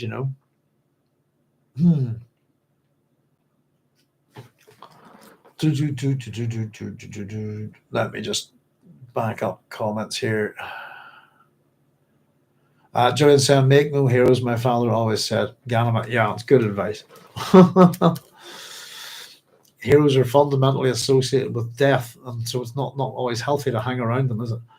Carlos Crescelius, Carlos is saying, I wonder if there are any major differences between Leto's and Paul's visions of the golden path. Well, yeah, I don't know, to be honest with you. I'm looking forward to the bit where we'll get to the conversation. The main one is that in order for the golden path to go ahead, one of them needs to become a worm. I think Paul steps aside, can't do it. It's why he can't give up his humanity. Leto can. So there's a requirement at some point on the path to lose your humanity. Both Paul must have known. Again, did Paul see that snapshot earlier on? It's interesting how the prescience works. but they both seem to have a sense of imminent, of like, oh, there's a bad things will happen if I don't do this, and it's how far ahead, how bad are they, and is it possible that they're looking at a kind of human extinction event? But in a galaxy this big, or a universe this big, with that mankind on so many different worlds, it's not likely. Earl Parker saying, and also conveniently reinforces the noble hubris in believing that it must still be their bloodlines ruling thousands upon thousands of years in the future. Yeah, the Atreides are right up themselves, as are all the big houses in this book. That's a very good point. There. I often there's occasionally the odd comment where people make a comment about the Atreides, the family, the families. But how do Atreides behave? Well, the name is loaded. We know exactly how they behave. Have says they share. Chai is saying they share other life memories, but this was a dream vision of Leto's. She wouldn't have access to the memory. Yeah, that's the point. I suppose, Chai, is that in a sense, that's a very good point. Yeah, he's had the dream, she hasn't. He's experienced the dream, she has not. And he's experienced the dream over and over and over again, she has not. She knows about it because he's told her. Does that make sense? So the experience is different. He's had the dream, she's had it explained to her, described by him, but not actually experienced it herself. So this going from this passage, in my honest opinion, I think Ganima knows many things about the Golden Path, but Leto has not shared his question that Paul is alive and how Paul being alive impacts the Golden Path. That's a good one. So it's more of a question about what to do about Papa. And Chai saying, why is he afraid? Maybe he minimized info to her because it had made it harder for her to fake believe his death enough to fool a truth sayer. Yeah, again, there's the plan that's going ahead here. Is their plan? There's a plan. Well, we've been going on about plans within plans within plans, and even talking about the previous chapter. What's Duncan up to? As much as what's Jessica up to, what's Farad'n'd up to. Everyone's got something going. Is it the epigraph of the next chapter that's going to kind of hammer that home?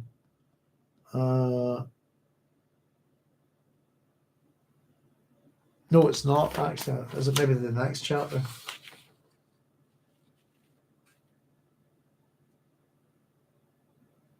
Oh, maybe not. Was I flicking at epigraphs? Or maybe it's the one we've already had it. It's the one that basically says nobody asked the twins what they were up to, basically, and they are up to stuff. But yeah, that's a good point. Ganima's kind of imprinting herself with a false reality. And they've been planning this for a while as well. I suppose all kind of they start putting things in motion with the arrival of Jessica. Really. Yeah, good points, folks. Well done. Yeah, how Paul being alive. What do we need Paul to do? What's he afraid for? Again, is it to minimize, to protect her? Oh, what's that saying? Hang on.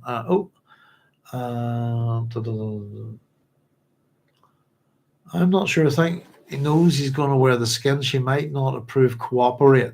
Yeah, and again, it's going to take his humanity from. She might want to stop him. Just to be, Ganima and Leto, not this. Don't do it. Not, I think that it would make sense. I think because, I think Ganima's pretty badass. To be honest with you, she's quite hardcore. I think she's the more deadly of the two here. And it kind of has almost seemed to be more in charge up until this point.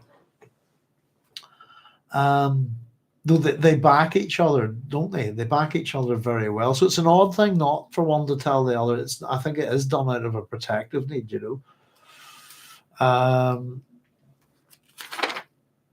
Yeah, I'm sorry. I know we'd stopped there. Carlos, it's interesting that Leto compares his father to John the Baptist. John was a forerunner who baptizes in water. Jesus, Leto, knows more, baptizes in the Spirit, so more vision beyond death. Great point, Cynthia. Our John. Yeah, we just stopped at the poor John the Baptist bit, didn't we? If only he'd the courage to die some other way.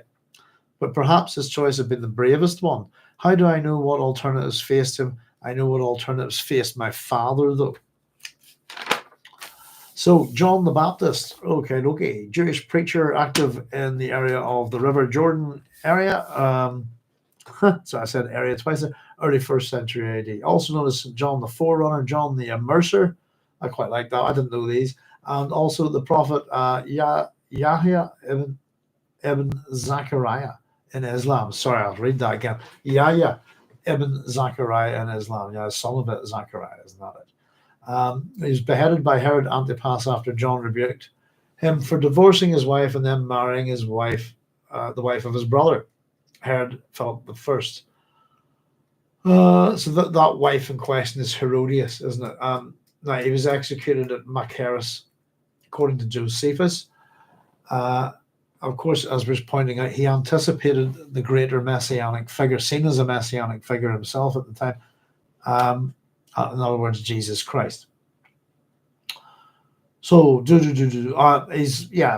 Herodias, that would be. So he was rebuked by John. Basically, rebuked Herod Antipas after he divorced his wife and married the wife of his brother, Herod Philip I. So this is Herodias.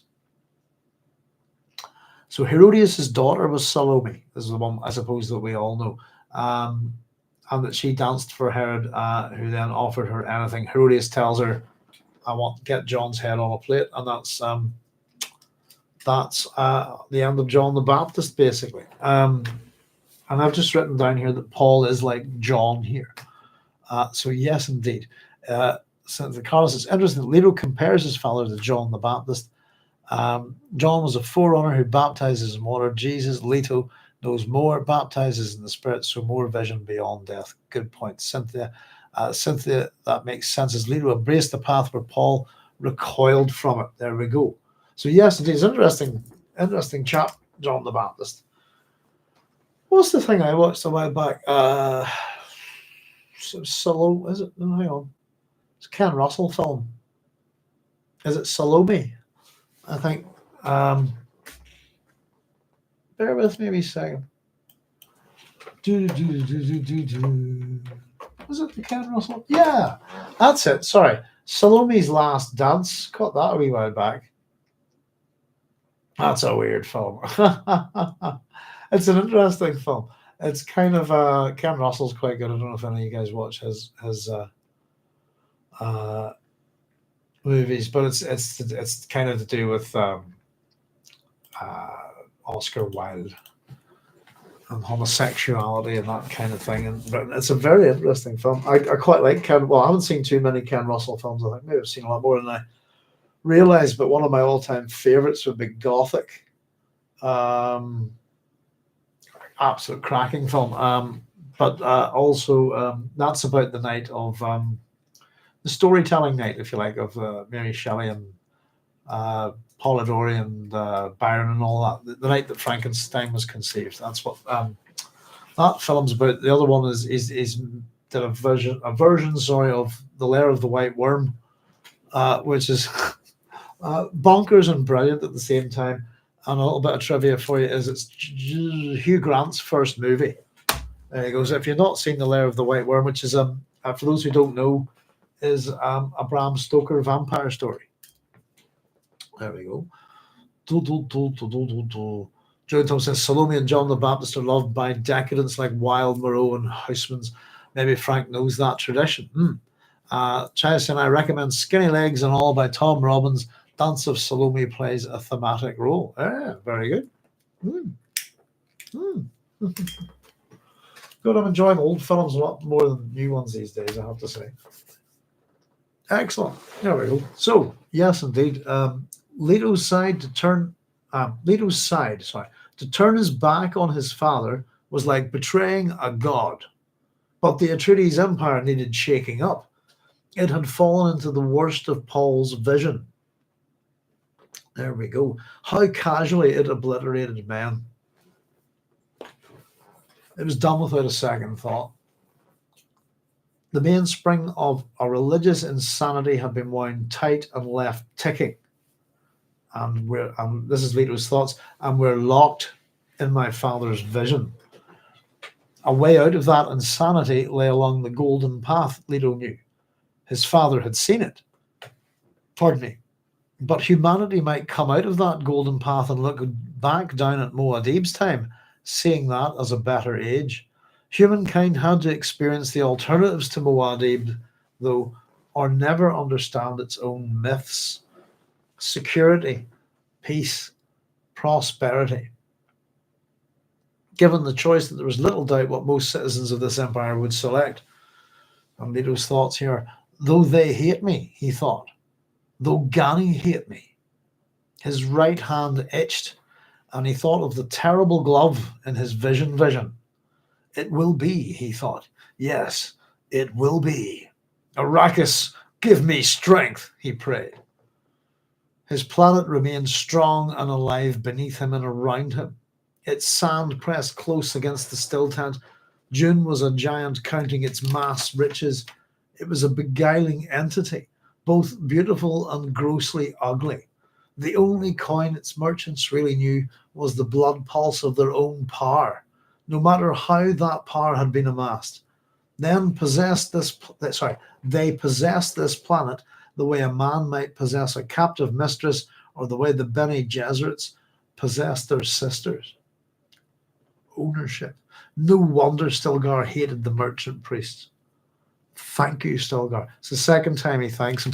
I want to run over there quickly. So he sighed. To turn his back on his father's like betraying a god. I wonder how betraying a god is any different than betraying anyone else. But the Atreides Empire needed shaking up. What we read from that bit from Ganima earlier was that Leto wants regeneration, doesn't he?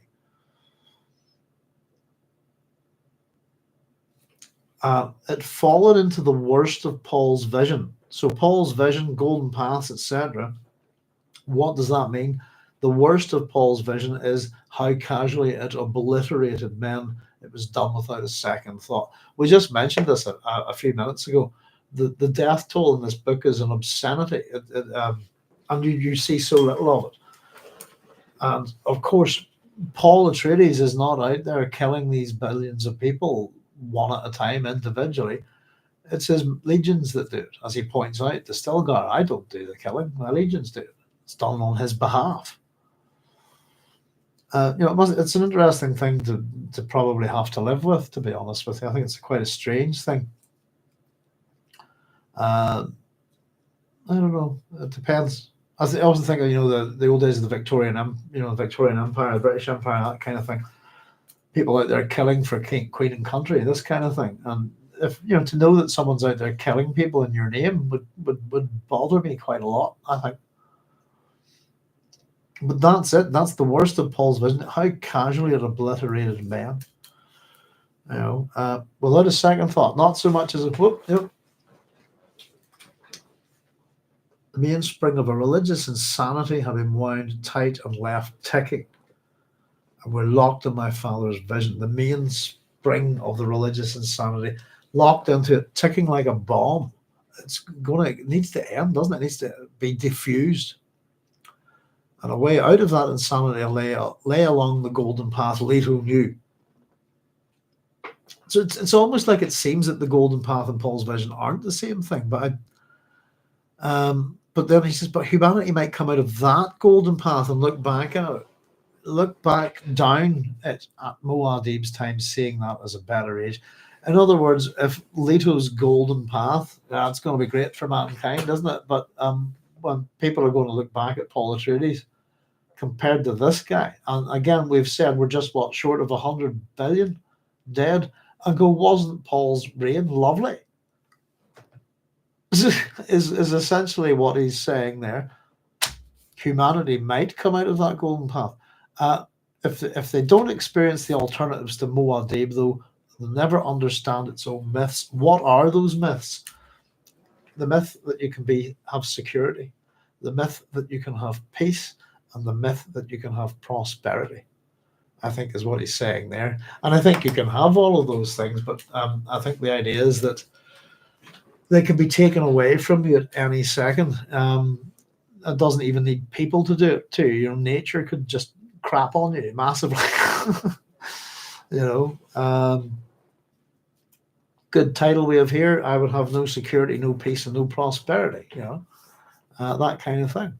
It's interesting. But given the choice, what would people, the citizens, choose? Though they hate me, though Ghani hate me, what would they pick? They would pick the easier time, wouldn't they? I think. His right hand itch, and that's the symbol of agency. And he thought of the terrible glove in his vision. It will be, yes, it will be. This hand covered in a glove. I've actually got to start putting my gloves on now. Oddly enough, they're a bit skilled because my hands are getting very bad. It's one of the reasons why I'm not doing tippy typing. I thought they were about somewhere.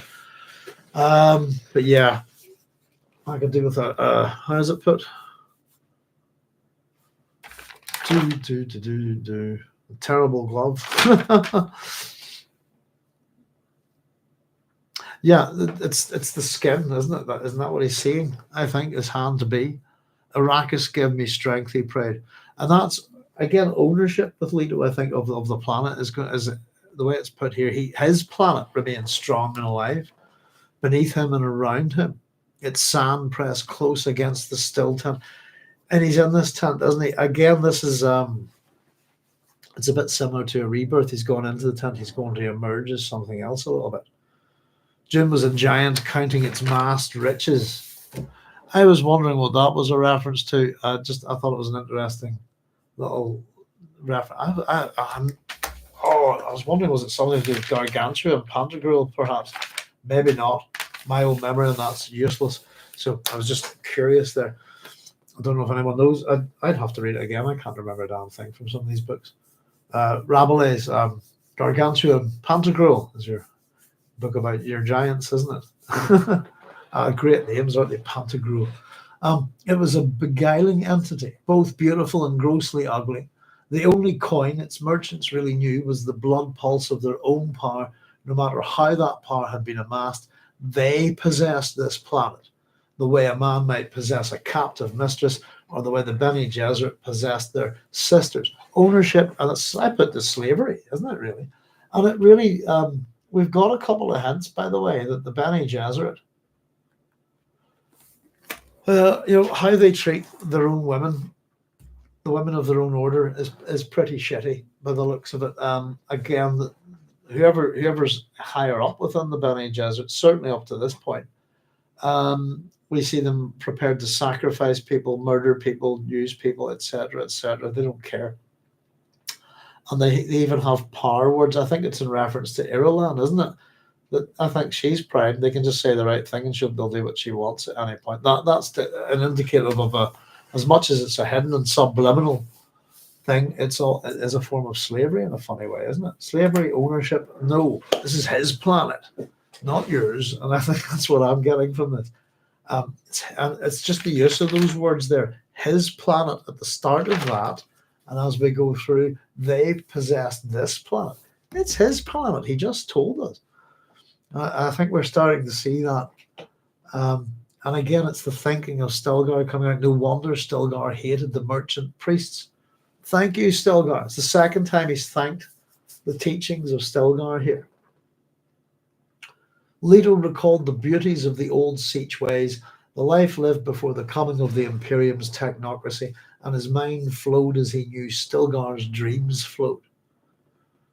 Before the glow globes and lasers, before the ornithopters and spice crawlers, there'd been another kind of life. Brown-skinned mothers with babies on their hips, lamps which burned spice oil amidst a heavy fragrance of cinnamon, naibs who persuaded their people while knowing none could be compelled. It had been a dark swarming of life in rocky burrows. A terrible glove will restore the balance, Leto thought. Presently, he slept. It's interesting that we started this chapter and the first couple of paragraphs did not flow well. I think there's, as we took a couple of words here and there, nothing major in terms of meaning. But boy, is Frank writing really well at the back of this chapter, isn't he? There's just some really good writing there. Yeah, he's doing well. He began this chapter just really almost. I was stumbling over the words, and by the end of it, his language is really flowing well. It's got all the right emphasis, and it's really good. That last bit, the last several paragraphs there, But there we go. That's the end of chapter 31. And presently he slept. Again, our 9-year-old Leto dreaming of ruling the universe. It's kind of funny. So we've got a few, the terms of the winds and stuff there. I will check Hula Sakaliwala for the next time. Again, bound to be some kind of. It really did sound Hawaiian to me. It's funny that sometimes you think a certain sound comes from a certain place, and you'd be badly wrong. It's interesting. There we go, folks. I'll catch up on your comments, and we're ready to go with chapter 32. Let me grab a wee drink and a smoke.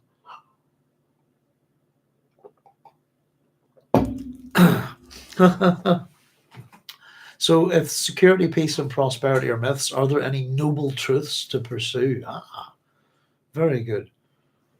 I don't agree that. I think the idea that they're myths is wrong, but in that sense that the way we use the word myth a lot these days is that it's something that's not true. I tend to not agree with that, but that's not what a myth is. But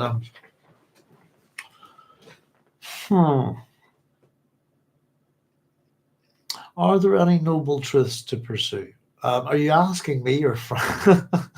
Chaya, I think there are. The pursuit of the truth, I think, is very, very fundamental. Truth itself, there's something about an honest way of life, being honest. What is it in Excalibur, when a man lies, he murders some small part of the world, that kind of thing. But I don't know, it's a very interesting question. You're wanting to pile into philosophy there. Are there any noble truths to pursue? Yes, I think there are, to be honest with you. Whether you should pursue them or not.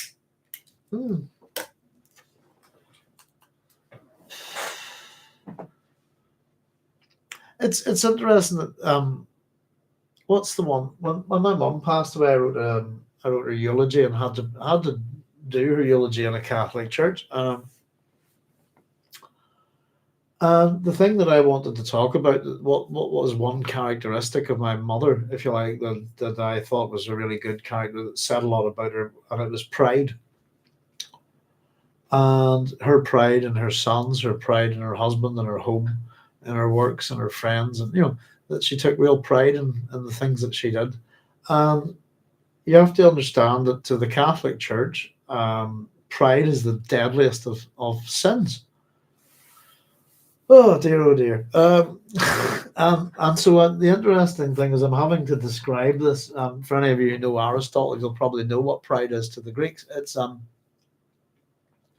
I kind of had to do that, and I had to say I don't mean in that sense, but in the sense of taking pride in your work to do the best that you can in something, and it's a part of kind of Greek culture, but it's Aristotle. In Christianity, pride is the deadliest of the 7 deadly sins.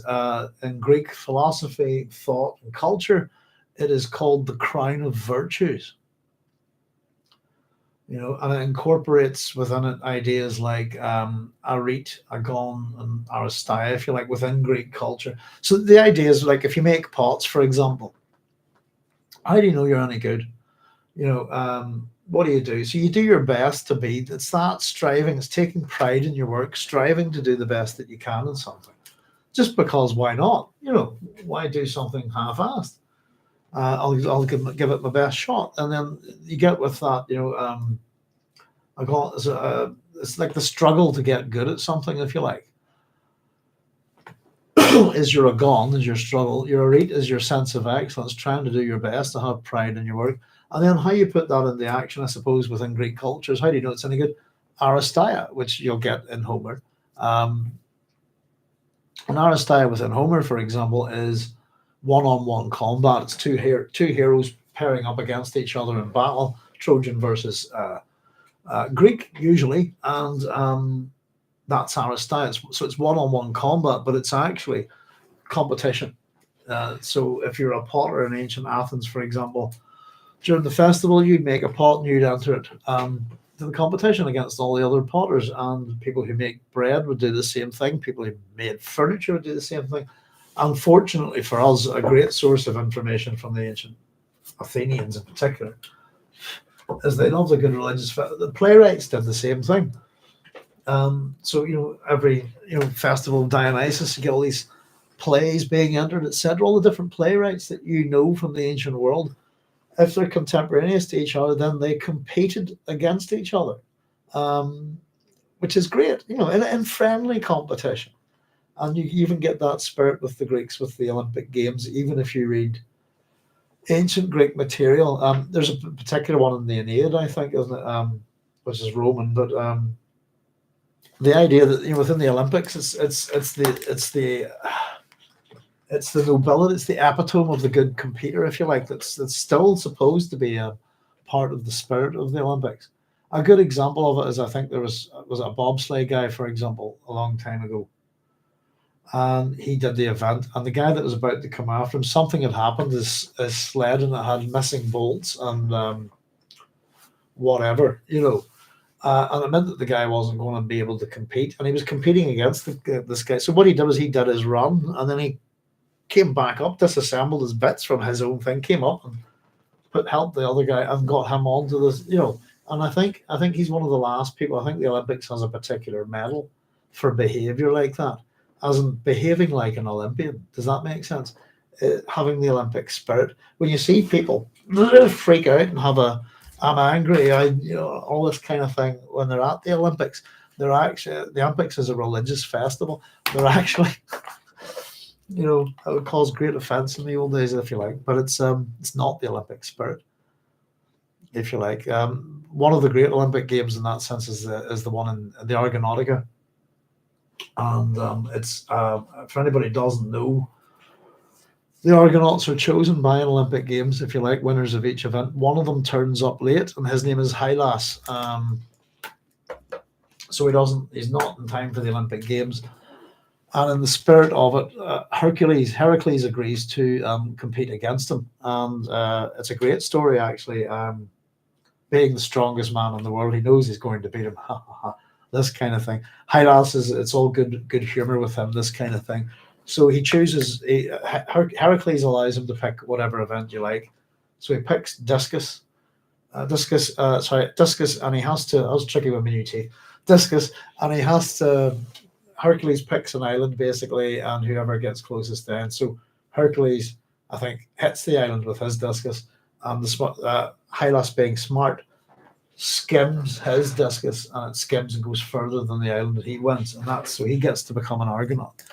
But it's the spirit of the thing, if that makes sense. The virtue of it, the sense of decency.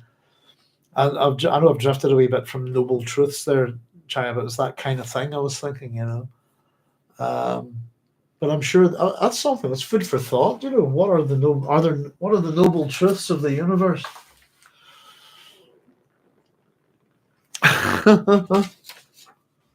I'm sure they're. Oh goodness, I'm starting to think. I'm going to write that down. I'm going to look into that, actually. But I was starting to think things like Murphy's Law. Murphy's Law is a noble truth, isn't it? If anything can go wrong, it will go wrong. You got to watch out for Murphy's Law. Let me just catch up. Our partner said, was Leto inventing justifications for the necessity of his father's elimination entirely? Quite possibly. Though it's not going to be him, that's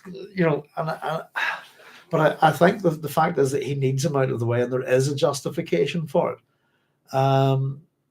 Like he was playing out the cliche role of an imperial dynasty's founder, falling to assassination from his heir. Well, he's not. Yeah, it was the need to transform into an undying monster worm divested of humanity, a cosmic warning that this might in fact be a wrong turn. Ironic if he was totally blind. To a true vision's actual meaning, love and nurturing of family is a noble truth. Very good, Art. That's some very good comments there. Well, I suppose why transform into anything? Why become the worm? Well, we're gonna have a. I mean, we're gonna look at it in real detail. And the interesting thing is, the one thing I will tell you is I can remember about God Emperor of Dune is a lot of it is where Leto II critiques his father in that book, explains the failures of Paul II's, and at the same time being sitting in it. Both men have they're fallible and they don't have full prescience. Um, and people treat them. The interesting thing is if we break down to what Herbert talks about, often it's the people around these individuals. People treat both of these characters, though at this point, I think argue that Ali and her staff aren't treating Paul as omniscient, which would be like a god. I think that they're looking to plot him to overthrow him. He's no longer necessary for them to run their religion. He was the figurehead that started it. Does that make sense? From Leto's view, Chai is saying, from Leto's view, survival of mankind is a noble truth. If the other characteristics don't have security, peace, or prosperity, forgottenness, fade beyond legend, what motivates them forward? And it's to remove these things is mere survival enough, is what Chai is asking. Yeah, this is the thing. Who's going to take these things away? Who's going to take away security? Who's going to take away peace? And who's going to take away prosperity? And the answer is Leto. He's going to do it, and it's about survival enough. I need to create a mankind that can survive, that's tough, that's brutal, that can deal with bad stuff, and therefore I'm going to punish the hell out of them. I'm going to obliterate all the weak. This kind of thing is mere survival enough. I don't know. I've been a person who's survived, literally managed to survive in a few situations. And just got by a lot. I don't know. Man cannot live by bread alone. Sometimes it is. I think the trick with survival is, Chaya, that it's enough until, if you see what I mean, until it becomes something else, and then you can get on with living in a funny. But I think we all survive in a funny way. Have a mixed speech is asking at Chaya Rivka, survival isn't enough because it allows human innovation and the human experience to continue. And Urs saying, Chaya, I guess for some generations it might be in that it allows generations after them to survive too. It's there's I don't know. There's situations. The question is, are there things worse than death? And I can categorically tell you that absolutely there are. Does that make sense? And I don't want to go into it, but there are worse things than death, and there are lots of them. And in that sense, death is something to be looked forward to. It's a release. It's it's an escape in some ways. But to just survive, to get by on it depends, I suppose, on your attitude and your mind. I think survival comes down to eating, drinking, breathing, and not freezing to death or burning to death. Pretty much that culminates it. What you can engage with, and after that, I've actually honestly been thinking about this question in terms of if anybody goes to Mars with Elon Musk. Is it anybody? We talk about if you want some simple truths. Anybody who goes to Mars with Elon Musk who stays there with him will die on Mars. That's a given. The question is, how will they die? And the idea he's putting is that we're staying there for good. Well, the ability to come back should be there. But the point is this, that you will never ever be allowed to set foot outside on Mars without a suit on, without a second skin, if you like. You'll never breathe natural air again. Just that alone. You can't go outside. I mean, you can, but you've got to put a spacesuit on. You can never feel the breeze in your face, this kind of thing. And I think it's sure, again, with astronauts and the amount of time that they've been up there, the limits that they've pushed, I think. Is the record? Maybe a couple of years. One of the Soviet cosmonauts was up there an awful long time. But I think if you go mad, I think you'd end up yeah, they do themselves in or do each other. And interestingly enough, with Elon Musk and his grok, I wonder, we talked about when you educate someone, teach someone, and the transference of values that Frank was pointing out about the mathematician the other week. And sometimes I get the sense a lot of these techno guys have been reading science fiction that particularly sometimes warns us about stuff and that they haven't got the warnings from it. To grok something, to understand it in fullness. It comes from Robert A. Heinlein's Strange in a Strange Land. But for anybody who's ever considering a trip to Mars, read the introduction of that book, and you'll find out what happened to the 8 astronauts that went there, leaving only Valentine Smith behind. But I'm pretty sure they all killed each other. I'll get to that comment in a minute. Let's just run on through here. Well, it's human innovation, but yeah, to go to Mars, I think the sanity of the, I don't know, if you'd be happy to live underground your entire life, then you'd be happy to do it, I suppose. Have a mixed speech saying the whole point of the Dune saga is the preciousness of the human experience and why it must be preserved. Mohim tests Paul in the beginning to see if he is human, not an animal. I've always had a problem with that. Have a mixed speech because humans are animals. That's an interesting way of putting it, isn't it? Julian said Jim takes a non-verbal Zen approach to truth. It is often wordless experience. There's Joseph Smith, Jim fan saying howdy Joseph, how you doing? And Object Grebe is saying Mars Trilogy is a good read. It's a mighty challenge. Object, oddly enough, I've got it on me. I've organised my books. I've been thinking about. I read that at university. When was that? 98ish. I can't remember a damn thing. It's got. I need to read it again. I'm starting to actually think about the books that I can't remember too well. But yes, it's a mighty book, but it's one of the best that kind of looks at the terraforming thing, isn't it? There's all sorts of problems with terraforming Mars. And to be honest with you, almost all of the technologies that you would need to do it are useless without one end goal technology, really, is that you need to be able to keep its atmosphere intact and stuff. You need stuff from just blowing off into space. But it's an interesting problem, isn't it? But yeah, I'm going to have a good consider of your noble truths, Chaya. I think that's an interesting thing. The way we think of things: deadly sins, wonderful virtues, truths, great deceits, that kind of thing, But there are truths to the universe. I'm pretty sure, and is survival enough? It can be, I don't know. If you look at the animals, sometimes I think that's an interesting way of looking at it. But, I think as long as you're not suffering too much, I think that's okay. Survival plus suffering is not necessarily the good thing. But who wants to give up, if you know what I mean? It's tomorrow's another day, isn't it? Who knows what's around the corner? And as I like to point out, it can always get worse. My wife's the same. She'll tell you, always get worse. So this isn't that bad,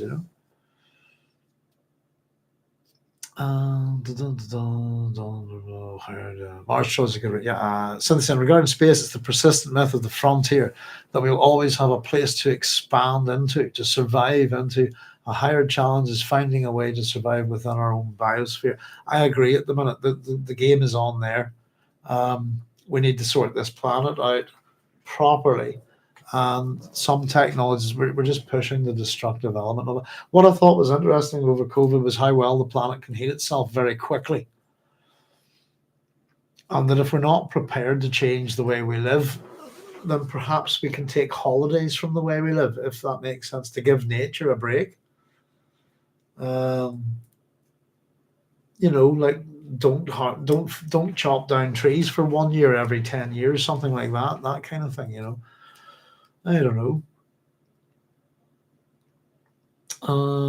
Even Ray Bradbury's Mars ended in tragedy for most, and this was a much nicer Mars than most other authors. China agreed. Yes, I've got Martian Chronicles here at the minute. On the computer to watch, because I loved it when I was young. I'm particularly fond of the music from I love that kind of almost set the standard for Martian music. I don't know if you know what I mean, but music in films about Mars has a particular piccolos and flutes and things like that. I love it, by the way. Great. I'm all for survival, but the noble or divine purpose is required for positive growth. And Earl is saying the 7 deadly sins may have been unduly influenced by papal projection. Yeah. Pride. You have to take pride in your work and try and do your best. There's nothing sinful about that at all. It's an obscenity. It's stupid. As I said, one culture thinks it's the most virtuous thing you can do is to try and do your best. Take pride in what you do.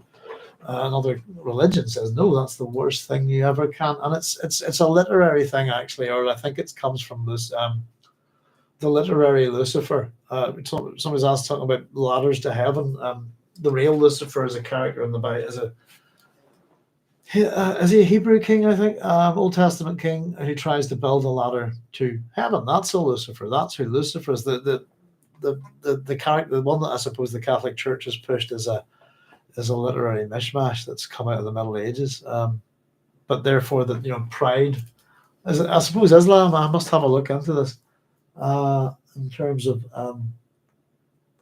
the fall, if we want to call it a thing, but its pride cometh before the fall, doesn't it? And therefore pride must be its association with an adversary or something like that. But again, as we point out, Satan in the Bible is not the devil, not Lucifer, none of those things. Satan's are adversaries that generally God sends to test somebody, to bug someone quite badly, I think, But just say, I feel like a 1 to 3 year ban on all commercial fishing would be a good moment for Mother Nature. Yeah, why? If we can't get people to stop doing things, maybe we can just get them to pause for a bit, if that makes sense. But nature can renew itself very well. I think it's the same as the human body. Amazing TV adaptation. Yeah, very good. And I've got a good copy actually as well, so I'm quite pleased about that. I'm looking forward to it. I'm digging up loads of stuff at the minute. I must. Some point I must let you know what's on my hard drive of sci-fi, TV, and fantasy to watch. I've got loads of great stuff at the minute.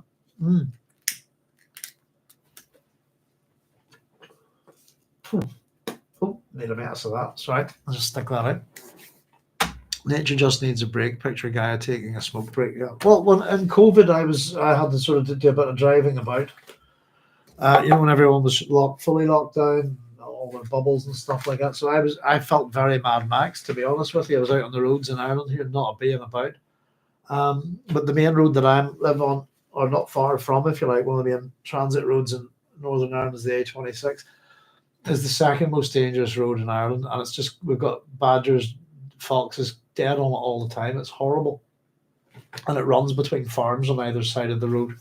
And there's no under thing for the animals to no under tunnels or anything for them to safely transit, So you see dead foxes and dead badgers, which I think are becoming endangered here on our roads all the time here. And during COVID, I didn't see any. It was it was nice. It would almost be a daily event, and that I would actually see animals moving about, around the roads safely. It was great. And I just thought, isn't this? I actually kind of funnily, I don't know. I'm used to being on my own a fair bit and stuff like that, but I kind of enjoyed COVID a bit. Not enjoyed it. That's the wrong thing to say, I suppose. But I kind of, I don't know. I maybe got out a bit more than I used to. I certainly didn't enjoy COVID. That's a stupid thing to say. But I suppose that some of the things that were problematic for a lot of people over COVID, loneliness and things like that, didn't bother me at all. And because I'm very isolated, I keep myself to myself. I didn't interact with many people either, Human body is the cleverest fortress. There's Matt S. How you doing, Matt? And says, I was agreeing with Cynthia about the greater chance to remain and fix this biosphere. I haven't read Bradbury's Bars. It's a short read. The Martian Chronicles. Try if you can get it off Pirate Bay. Anybody's after it. It's probably on Amazon Prime or something, as well. I imagine, but it's not too. If anybody uses peer-to-peer torrents, Pirate Bay, that kind of thing. You'll get it there. It's in 3 parts. It was a mini series. When did it come out? Very early 80s, was it? Or late 70s? Either late 70s or very early 80s. I remember it as being a huge TV event here. Oh, the big question is, did my Martian Chronicles survive the book cull? Mr. Bradbury, where are you? Have I got a copy? I bet you I don't. Illustrated Man, The Stories of Ray Bradbury 2. Fahrenheit 451. No, my copy's gone. Sadness. That's all that's left of my Ray Bradbury.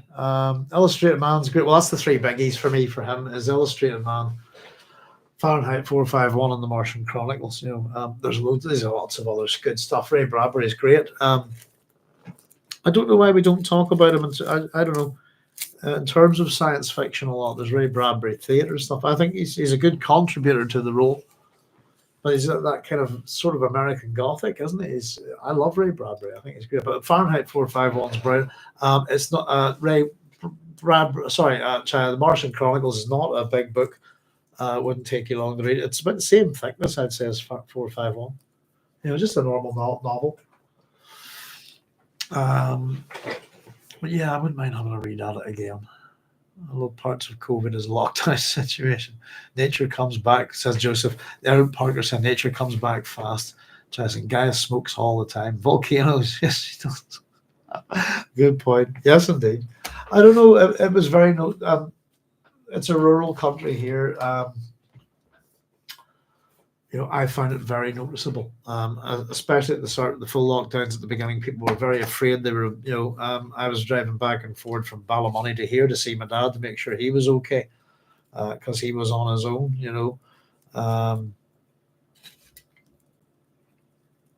and having wee Bonnie here, so having his dog. So that was it. It was just back and forth, but it was interesting to be back and forth, not to be bothered to see very little traffic on the roads at all. Most of the days I drove here not meeting anyone, I would stop the car and get out, just get out and have a look around, drink it in just to see, because it was very surreal and strange to start with,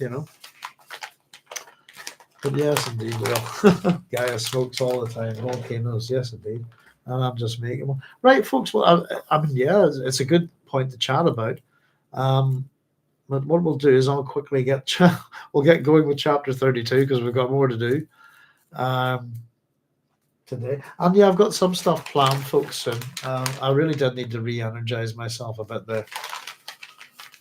But running all over the place like a headless chicken. That's what my wife had me doing for her 50th birthday. Let's just say happy 50th too. Happy 50th, love, by the way.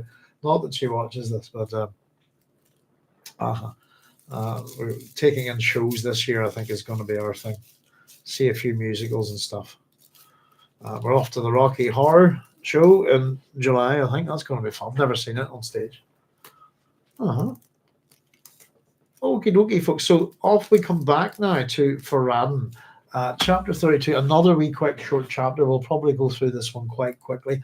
Again, love to hear your comments and questions, folks. Here's our epigraph. Let me just get the page turned here. Epigraph 32. I saw his blood on a piece of his robe, which had been ripped by sharp claws. His sister reports vividly of the tigers, the sureness of their attack. We have questioned one of the plotters, and others are dead or in custody. Everything, is that right? Everything points to a Carino plot. There we go. Sorry. A truthsayer has attested to this testimony, and this is Stilgar's report to the Landsraad Commission. Everything points. Sorry, that's my mistake there. Everything points to a Carino plot. Yes. Very interesting. I think, yeah, we'll see a wee bit of this come out. But I always thought the Laza Tigers, the equipment used, all of that stuff, and an empire, it's a very, very particular type of way of killing someone with an animal that's not indigenous to a planet. It's bound to be traceable. We're going to see a wee bit of that thinking here. But this is running back to Farad'n'd trying to figure out what on earth does Duncan Idaho do? Why did he try So he pushed himself forward on the sugar wire when Farad'n'd was interrogating him and Jessica. And this is why has he done this? And this is an interesting question. And it's obviously, in this chapter, one that Farad'n'd's going to fixate on. As Julia said, happy 50th, Rocky Horror is brilliant. I love the film. Love the film. Had a very, one of the weirdest situations in my life ever with that film. Total nutty one. Happy 50th, Rocky Horror is brilliant. I'll pass that on. It is a happy 50th. Thank you, folks. I'll pass that on to her. So you had a great day, by the way. As I said, we went to London to see, we were hoping to go see The Lion King. We weren't able to do that.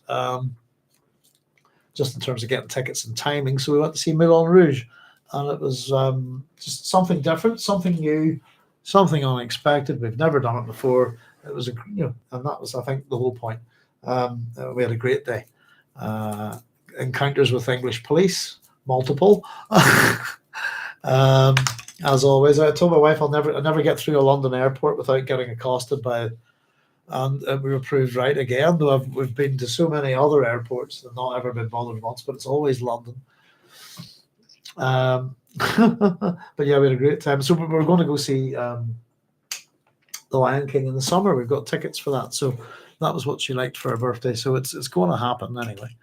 So we're taking in a few shows this year. It's just going to be a thing that we're doing this year. We quick one-day breaks and holidays, Oh, right. Anyway, thank you for that. Let's push on. So this is a little bit of evidence. I saw his blood, a piece of his robe which had been ripped by sharp claws. His sister reports vividly of the tigers, the sureness of their attack. We have questioned one of the plotters and others are dead or in custody. Everything points to a Carino plot.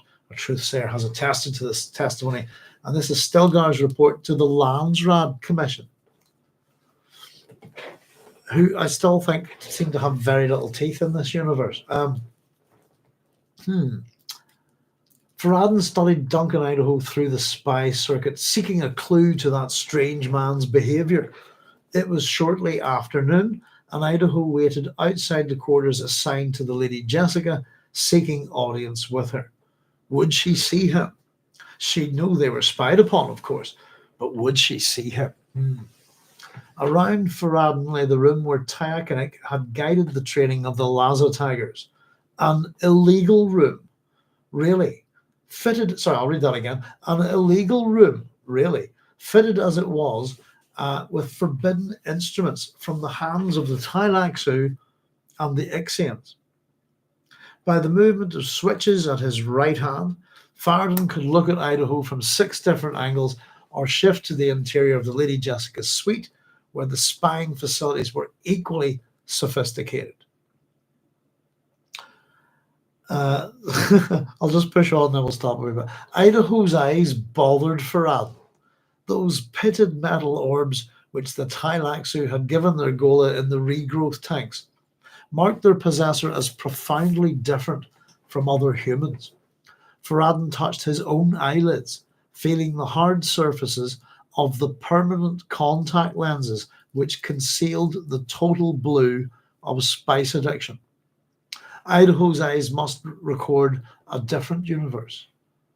How could it be otherwise? Pardon me. It almost tempted Farad'n'd to seek out the Tailaxu surgeons, and answer that question himself. How it could be otherwise, I have here with a full stop at the end of it, and instead of a question mark. There we go. But apart from that, all grand. And then we get the first of these questions. Why did Idaho try to kill himself? Was that really what he tried? He must have known we wouldn't permit it. Idaho remained a dangerous question mark.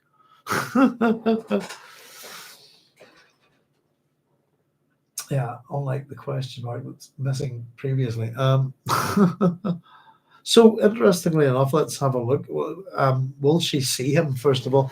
The one thing of Denis Villeneuve's Dune, there's only one thing I think I really liked about it, is the start of the second film, is the Sardaukar troops, the rocket flying up over the rocks. And it just, as it was a total reminder And I almost wondered, was it some kind of homage to Buck Rogers, basically the original serials?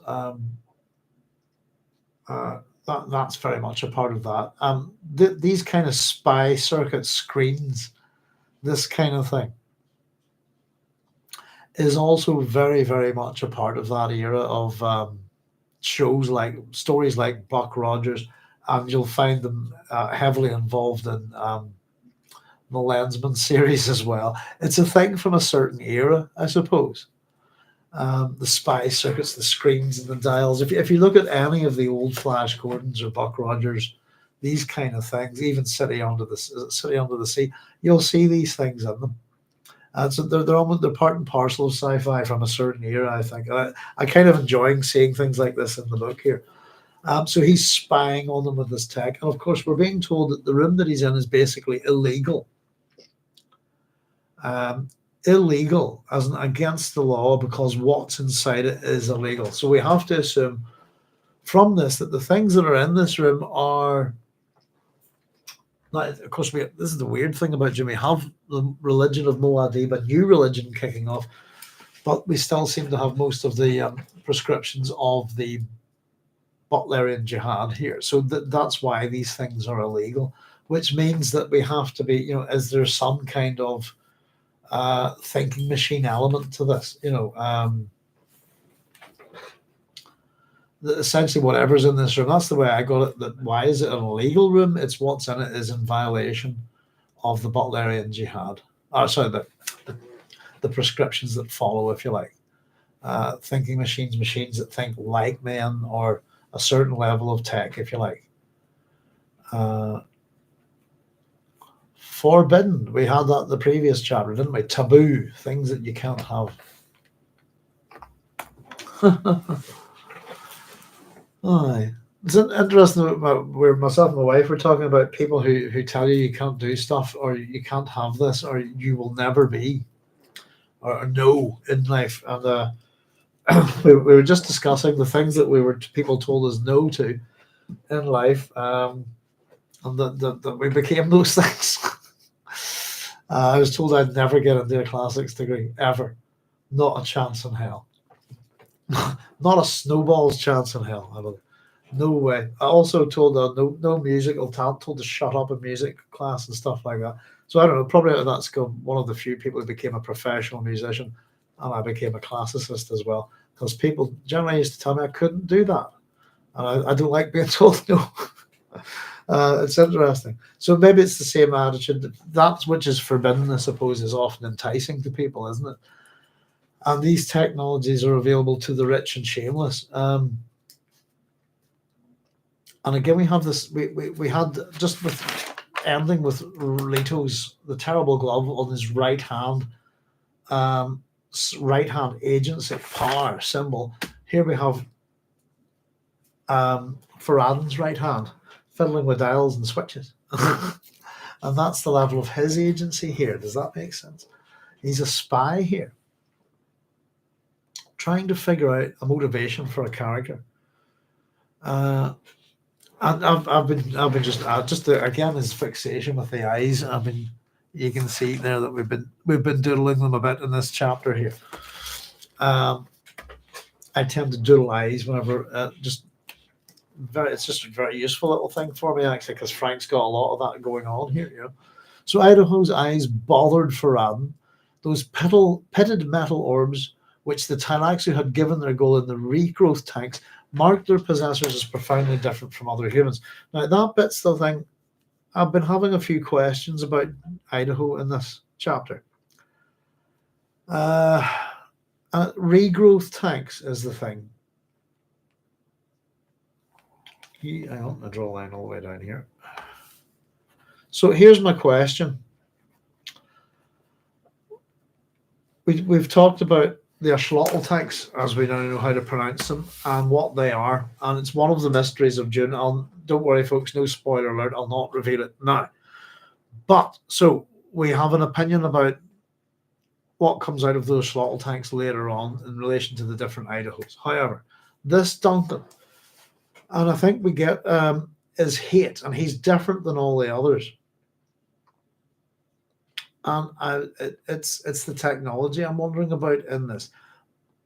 But as much as we know that what a Gola is, I'm wondering about this the Duncan Idaho Gola. Uh, that I don't think it's a different. I'm starting to think that the Duncan Idaho we have here is the same body as the Duncan Idaho from Dune, um, and that been put in his body being put into the regrowth tank and then brought out again. If that makes sense, and if I recall, is it a serious head injury? He has I can't remember. um, there's a few things in this chapter that made me think that it's a different. As we move down, we'll find out what the asphalt tanks are. Is this a different thing? And that this is the ability to regrow a dead body rather than create a new body out of the cells from a dead body. If that does that make sense? So I was just wondering. It got me thinking really about this particular Idaho. Um, and the tech involved that was used to bring him back to life rather than to grow a new Duncan, if that makes sense. Um, we get a hint from the Baron way back in June that whenever we're getting the back and forth between him and Piter, whenever they're at their odd couple best, if you know what I mean.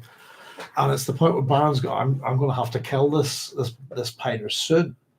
But the suggestion is that he's going to have a new one grown for him. And it wouldn't be taking that body of that Piter, popping it in and bringing it back out alive. It'd be a completely new Piter. But I don't know if you agree with me or not, folks. I'm curious about this. I've always thought that the hate Gola is a Gola. Does that make sense? And in this, I've started to doubt that here in this chapter. And I don't know if you agree with me or not, but it's the sense that his body has been regrown and repaired. And therefore, the hate Gola, if that's the case, this hate Gola is the same as Duncan Idaho, is the same biomass. If you, for want of a better term, I'm trying to think of it there.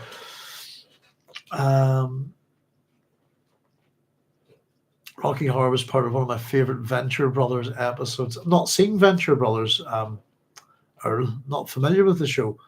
Must have a look at what's that Venture. David Lynch was definitely influenced by the old serials with his Dune. I think a lot of people are. You'll see it very heavily in Star Wars. Sometimes the Star Wars films, if you know what you're looking for, if you see what I mean. Oh goodness, the princess's ship and that's the wrong one. Princess Amidala, is that her name? I can't remember. Princess Leia's mum. That kind of the chromatic kind of teardrop shape. That's big. That's heavy. And you get that in Sheesh and Lou's Remembrance of Earth Past. It's a big nod to the Lensman, I think. Teardrops, basically, Lensman spaceships, they're either kind of like chromatic teardrops or else they're like Death Stars. It's pretty much what everyone's banging around in the Lensman series, you know. David Lynch was definitely influenced by the old series with his Dune. I agree. I think again that there's that attention to things like screens and the all of that kind of thing. There's a couple of really good episodes of Voyager, Star Trek Voyager. What are they called? It's a holodeck thing, isn't it? Is it Captain Proton that it becomes one of the characters? Holodeck Fantasies is a kind of Buck Rogers old black and white serial, and as much as they're sort of spoofing it and having fun with it in Star Trek, I thought the attention to detail in it was brilliant. I thought it was very clever, But I'm still watching those kind of shows at the minute. I really like them. They're nice and easy to watch. It's a bit like going to watch a pantomime. Take it easy and enjoy it. Look out, Flash, that kind of thing. Ixion Tanaxu Chaisan, Ixion Tanaxu guidance abound in the verse, may be illegal for House Carino after disposition. Or what you'd like it, it's a blast. Venture Brothers. There you go. I'll have a look it up. We're always looking for telly to watch. Thanks to the evil of the BBC, we can't watch live telly anymore. Well, we can, but we'll be breaking the law. Venture Brothers. No, I've not seen it. Rocky Horror is part of one of my favorite Venture Brothers episodes. Yeah, I love Rocky Horror. if it was a science fiction double feature of the song. I've performed a couple of songs from it. But if you have a read through the lyrics to it, it's just a list of just some great moments from sci-fi, and B movie greats, if you like. I love Rocky Horror. It's brilliant. It's ridiculously funny. Yeah, I'd say there's plenty of them. They're for sale, aren't they? And as China saying, Ixion Tylaxu gadgets abound in the verse. There's no problem with that. We see people using them, but there's certain ones, but this is an illegal room. And as much as I think they've plenty of legal gadgets, such as the metal Tylaxu eyes, nobody's got to bother with that. Why? There's no artificial intelligence component or anything like that. So yeah, there's no problem with it. It's only when they're a bit dodgy, I think, and particularly with the Ixions, the idea is miniaturization, isn't it? I think. If I can remember rightly, but yeah, all sorts of dodgy things that probably require a level of AI or machine intelligence of some kind. And I also think that's where Denis Villeneuve's Dune goes wrong, is that there's levels of technology in that look far too sophisticated for this universe.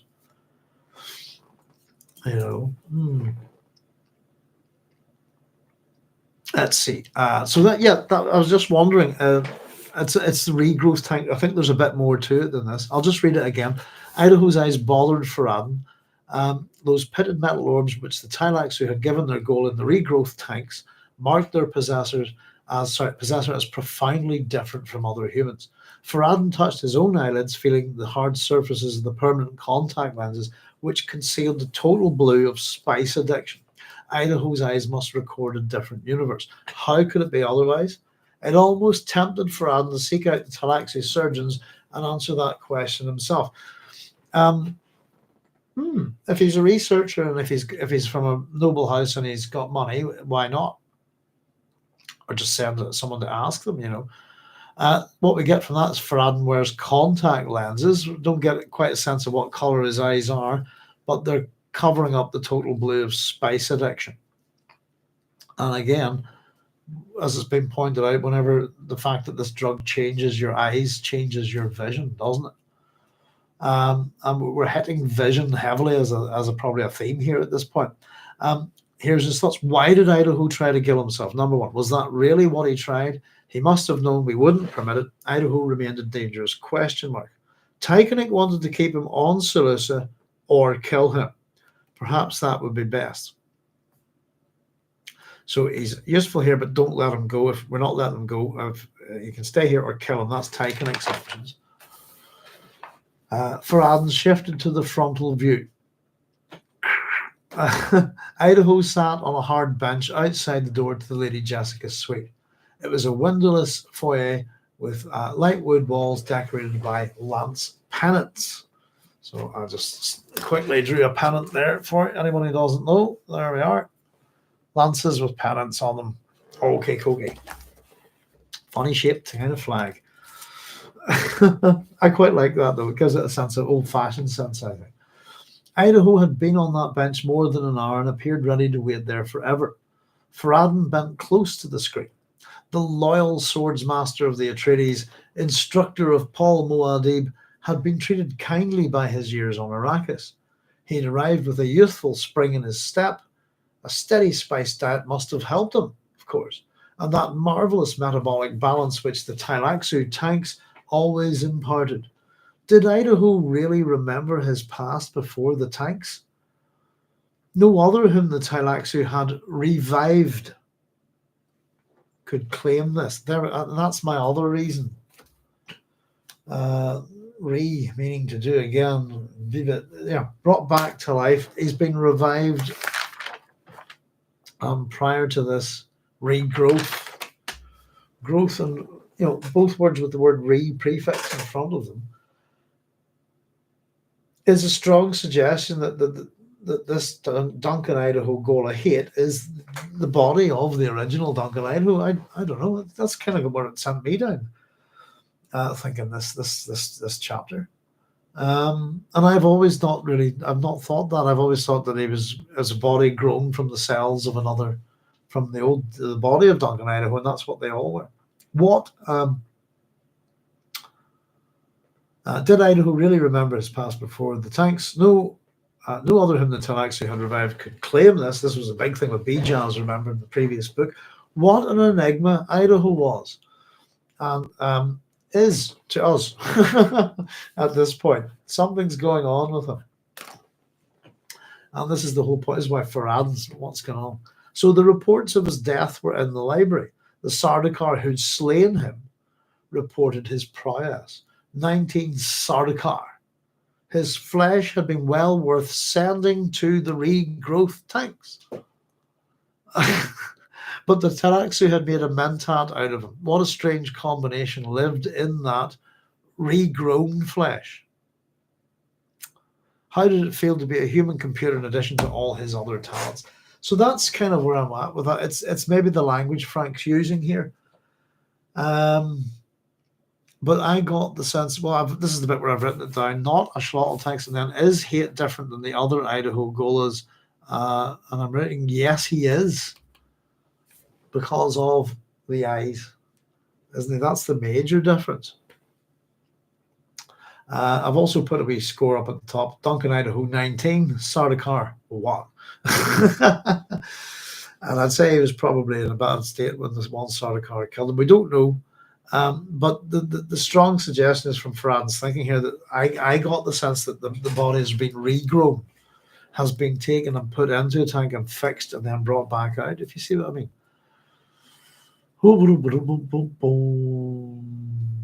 Parker says they ordered their Taraxu and Anixian gadgets off the Dune version of AliExpress.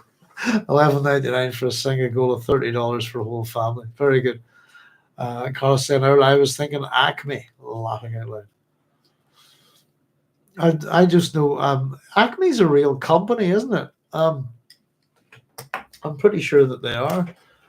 Do they still exist? It's an American company, isn't it?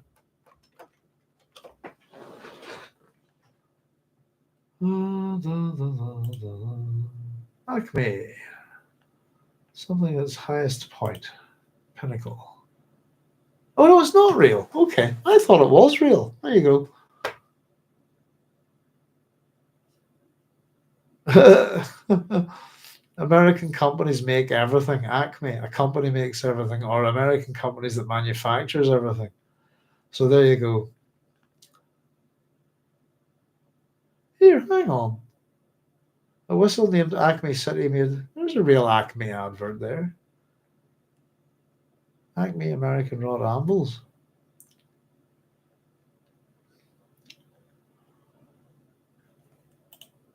I'm confused. Only 9.5 cents per pound. Usual price 50. You save your money. A real world advertisement. So, well, it must be a real world company then.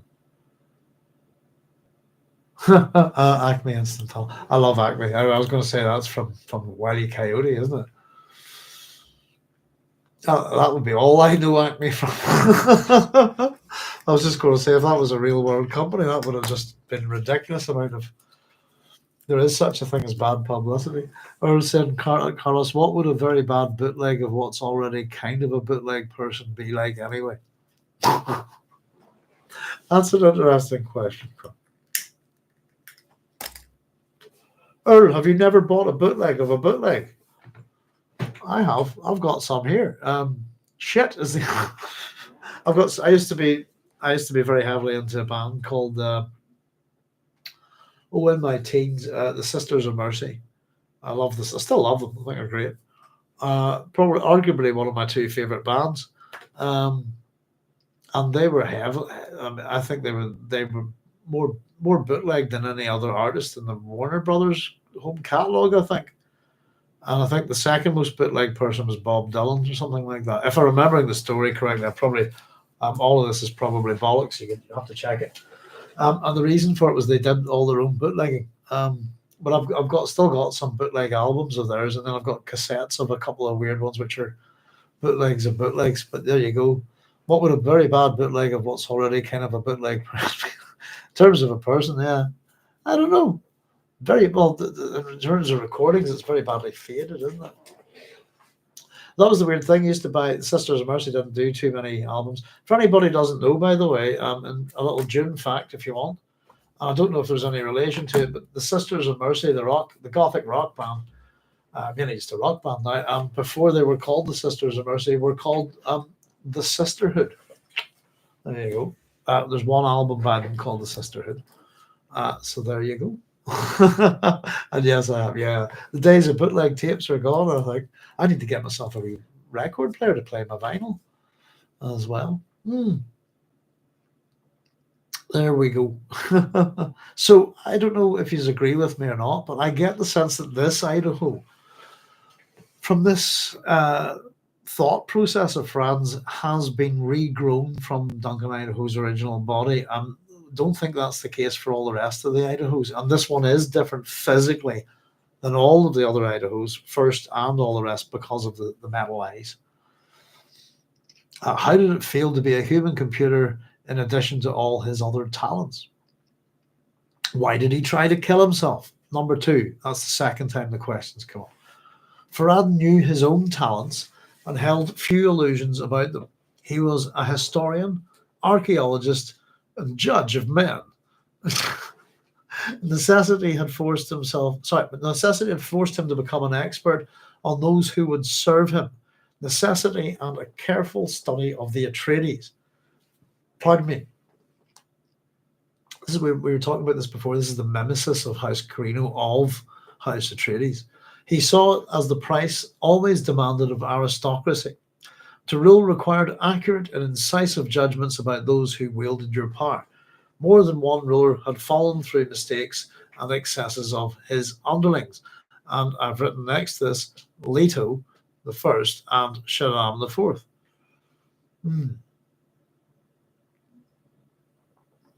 Leto falls through, it's because of Dr. Yui, is one of his underlings. Sharam IV, the Baron is his underling and all that plan there.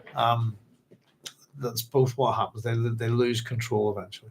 Careful study of the Atreides revealed a superb talent in choosing servants.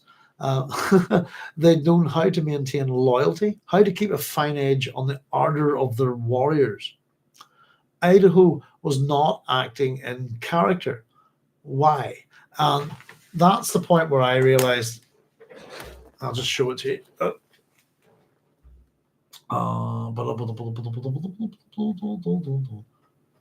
Let me see if I can do this. Sorry, very bad at this. There we go. And I've written, that's why. Idaho was not acting in character. Why? Well, run that back. He's acting out of character. He's acting. That's where I think he's at the minute anyway. And that was what I was trying to run by. What's he up to in the previous chapter with what's going on here? What's he up to? He's acting. He's engaging in a role. He's up to something. And so that's why. But that's the second time we've had this question. Farad'n'd squinted his eyes, trying to see past the skin of this man. There was a sense of duration about Idaho, a feeling that he could not be worn down. He gave the impression of being self-contained, an organized and firmly integrated whole. The Tleilaxu tanks had set something more than human into motion. Farad'n'd sensed this. There was a self-renewing movement about the man, as though he acted in concordance with immutable laws, beginning anew at every ending. He moved in a fixed orbit with an endurance about him like that of a planet around a star. He would respond to pressure without breaking, merely shifting his orbit slightly, but not changing anything anything basic. Apologies, that was my bad handwriting. Let me rewrite that. Why did he cut his wrists? Number 3. Let me show you this. Anyway, so that's a contradictory statement, isn't it? If we're really paying attention to words, which we do. I've got a couple of doodles for this, but there we go. Where are I? blah, blah, blah. There's planet Idaho in its fixed orbit around its star, which is the Atreides. But then, so it's fixed, it doesn't move, immutable, unchangeable, etc. And then the next thing, we're told he would respond to pressure without breaking, merely merely shifting his orbit slightly, but not changing anything basic. So 1 minute it's a fixed orbit, next minute it's shifting his orbit. Slightly contradictory, I suppose, but suggests to the rigidity of the man, but also his flexibility, if you like, his ability to adapt and change. Again, why did he cut his wrists? Why did he do that? Whatever his motive, he had done it for the Atreides, for his ruling house. The Atreides were the star of his orbit. So we run with the simile. Basically, Frank takes that planet and orbit thing. He runs it as a simile first, and then he doubles up with a metaphor. I think it's important because the suggestion is that prior to this, that his loyalty, they pushed him too far. Does that make sense? And the thing that's probably pushed is that his loyalty is now divided amongst the Atreides between Jessica, Alia, the twins, etc. Because he is loyal to House Atreides. And that somewhere within that, there are contradictions within that loyalty. And that's what Farad'n'd, I think, believes up to this point. But the fact that he's running all of this in his head, I think, suggests that he doesn't believe it. The Grateful Dead must have a ton, sister. Yes, indeed. Always remember, it's one of the first things I ever learned to play on guitar was that little riff from the Twilight Zone. That's the Grateful Dead, isn't it? I haven't listened too much. Then must have a nosy at them sometime. Probably my kind of band, to be honest with you. Because I do like my 60s psychedelia and all that stuff, you know. So, the Atreides were the star of his orbit. Here's Farad'n'd's thoughts. Somehow he believes that my holding Lady Jessica here strengthens the Atreides. And I've written next to that, yes, he does. And Farad'n'd reminded himself, a Mentat thinks this. So there's been calculations made. It gave the thought an added depth. Mentats made mistakes, but not often. I don't know if you can tell, folks, or not, but I'm getting growled at real like low. Isn't that right? You'll have to give me a wee second, folks. I've got to go see to my Lady Holly here. I'll be right back. Give us a wee minute. I'll just pause here.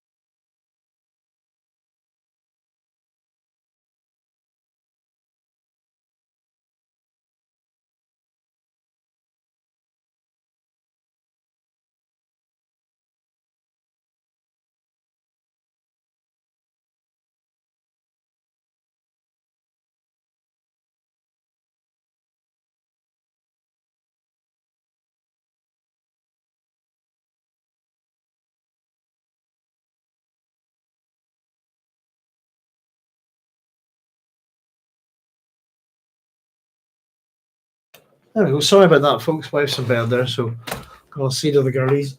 Hopefully she's okay. So our Holly holiday got her some new balls to play with today, and she's delighted. It's great to see spring here, isn't it? Oh, when we went to London a couple of weeks ago, it was -2 when we left here, and we landed. It was 22 degrees. We were dressed for winter. Had to traipse all over London like that. That was ridiculous. All right, where are we? Yes, and Farad'n'd minded himself, a Mentat thinks this. And I went, yeah. It is. It's by bringing them here. He hasn't done it to weaken House Atreides, has he? He's done it to protect them. And the Lady Jessica here strengthens the Atreides. If House Atreides was a chess match, that Lady Jessica is its queen, isn't she? I think. There we go. Chinason, is Idaho loyal to the House Atreides he knew under Leto I, or to the preacher who he hopes computes could be Paul, loyal to past or to present or future? I think in that's lies the contradiction, doesn't it? And who's the head of House Atreides?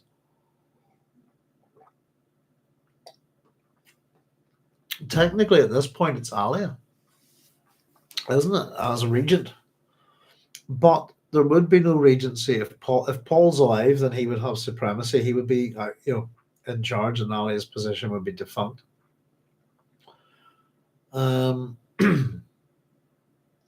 Yeah, the Atreides he knew have changed, of course, haven't they? And then, of course, we've discovered that they're also Harkonnens, his ancient enemies as well. And I'm kind of wondering about it. I thought that has he not? I mean, I think he has figured out that Paul's the preacher, but there's a level of doubt in there. Hopes is an interesting way of putting it, chat. Yeah. I think the best part is that all the pieces are on the board, I think, with Idaho. And in terms of who is genuinely House Atreides, at this point, I think the only person he knows is not House Atreides anymore is his own wife, Alia. She's the Baron now. The rest of them are still within that orbit, if you like. That they're part of his star system that he orbits. But it's a good point you make. But I think probably, Chai, the answer to your question is both. Does that make sense? Oh God, what's going on here? Hey, you can clear off. Sorry, my antivirus has launched crap all over the place and just without even being asked. Sorry. Hate it when things do that. Julian said, Dune is a universe of goods, fur and rice from Caladan, Sioux stones from Bazeli, and precious artifacts from Arrakis, tech from Ix and Tylax, a smuggler's dream in any era. And it's interesting that I suppose even when you get the idea of the universe being played out, the certain goods being sold about, fur and rice from Caladan, it's a planet bound to have more than that. I suppose there's specialties, things that would stay on planet, that kind of thing, Commerce, but that's the chome, isn't it? Combined Honnet Uber Advancer Mercantiles, all about honestly moving our goods. Yeah, I think it's probably for the reason that the idea, the concepts of ecology and economy are very close, Yeah, smuggler's dream in any era. Right, now, sorry, where did I find out where we're at? Mentats. Okay, it gave the thought an added depth. Mentats made mistakes, but not often. Having come to this conclusion, Farad'n'd almost summoned his aides to have them send the Lady Jessica away with Idaho. He poised himself on the point of acting, withdrew. So almost that these two, again, are far too dangerous to be kept around. Both of these people, the Gola Mentat and the Bene Gesserit witch, remained counters of unknown denomination in this game of power. Idaho must be sent back because that would certainly stir up trouble on Arrakis. Jessica must be kept here, drained of her strange knowledge to benefit House Carino. It's an interesting way of putting it, isn't it? Drained of her knowledge.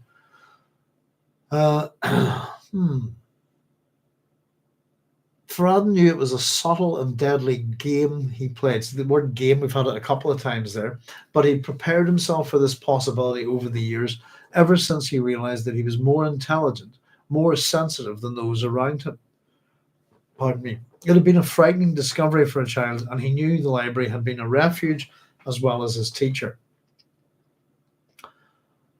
It can be scary sometimes if you're young, figuring out that people around you are quite stupid. I think is the sense here. Doubts ate at him now, though, and he wondered if he was quite up to this game.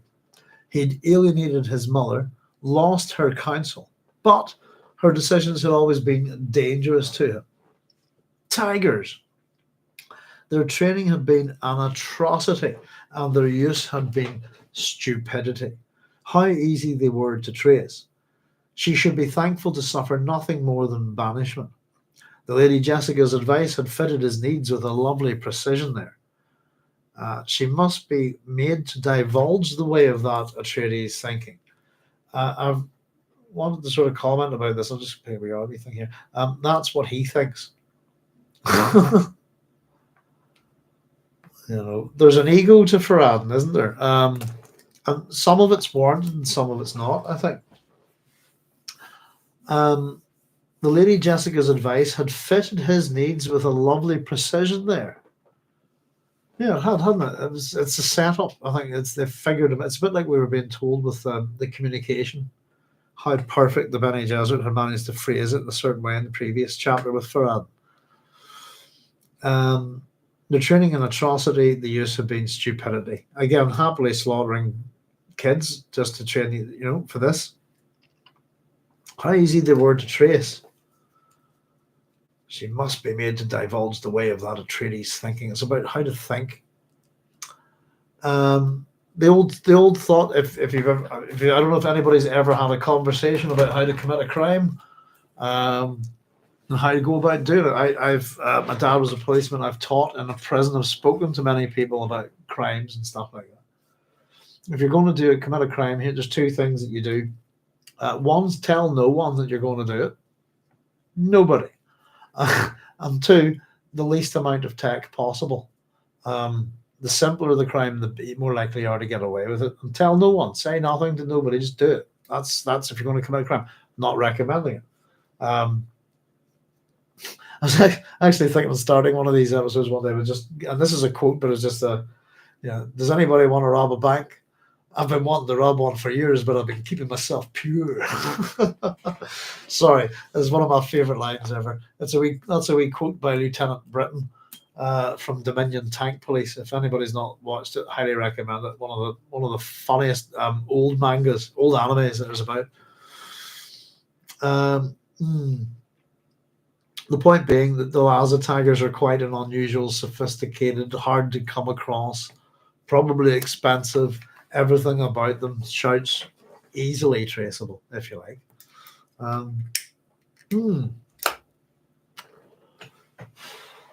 Excuse me. I'll catch up with your comments a wee second here. I'll just see. Oh no, I have them already, haven't I? So I was just trying to say, I think he's still loyal to Ganima and he still respects Stilgar, but will defy him to preserve the ideals of Leto I and Paul. Yeah. Oh, I think absolutely loyalty to Ganima. Whatever you think Ganima thinks at any point within this, until this is her plan too, I suppose. And there is this aspect of something about Leto going along here that's different.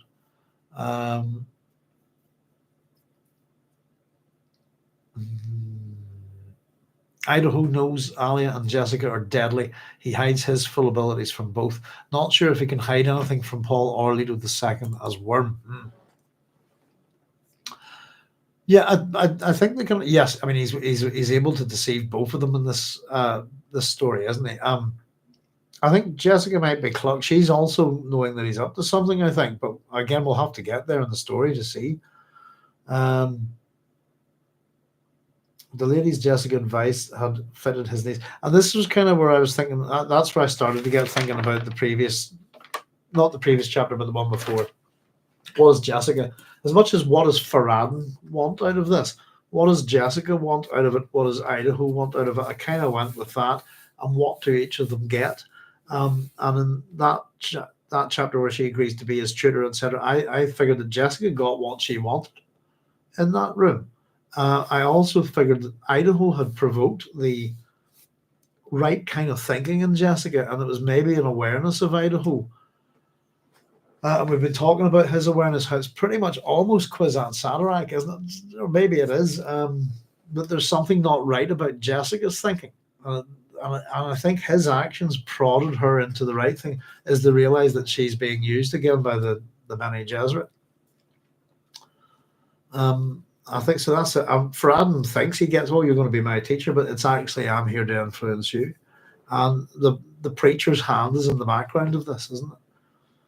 So it almost seems within the context of the interrogation, as much as the question of why has Duncan Idaho done this is still bothering Farad'n'd, it seemed that everybody got what they wanted, and particularly I think when Sissi out of the way, something that Jessica wanted at that point, but also I think that Farad'n'd did. So he's alienated his own family for the Atreides family in order to become more like them, if you like. But there's more to it than that. It's ultimately to put himself on the throne again, I think, or what some Korean Atreides thing. His doubts began to fade away. So the first, prior to that, we had doubts ate at him now. Now we have his doubts began to fade away. He thought of his Sardaukar, once more growing tough and resilient through the rigorous training and the denial of luxury, which he commanded. His Sardaukar legions remained small, but once more they were a man-to-man match for the Fremen.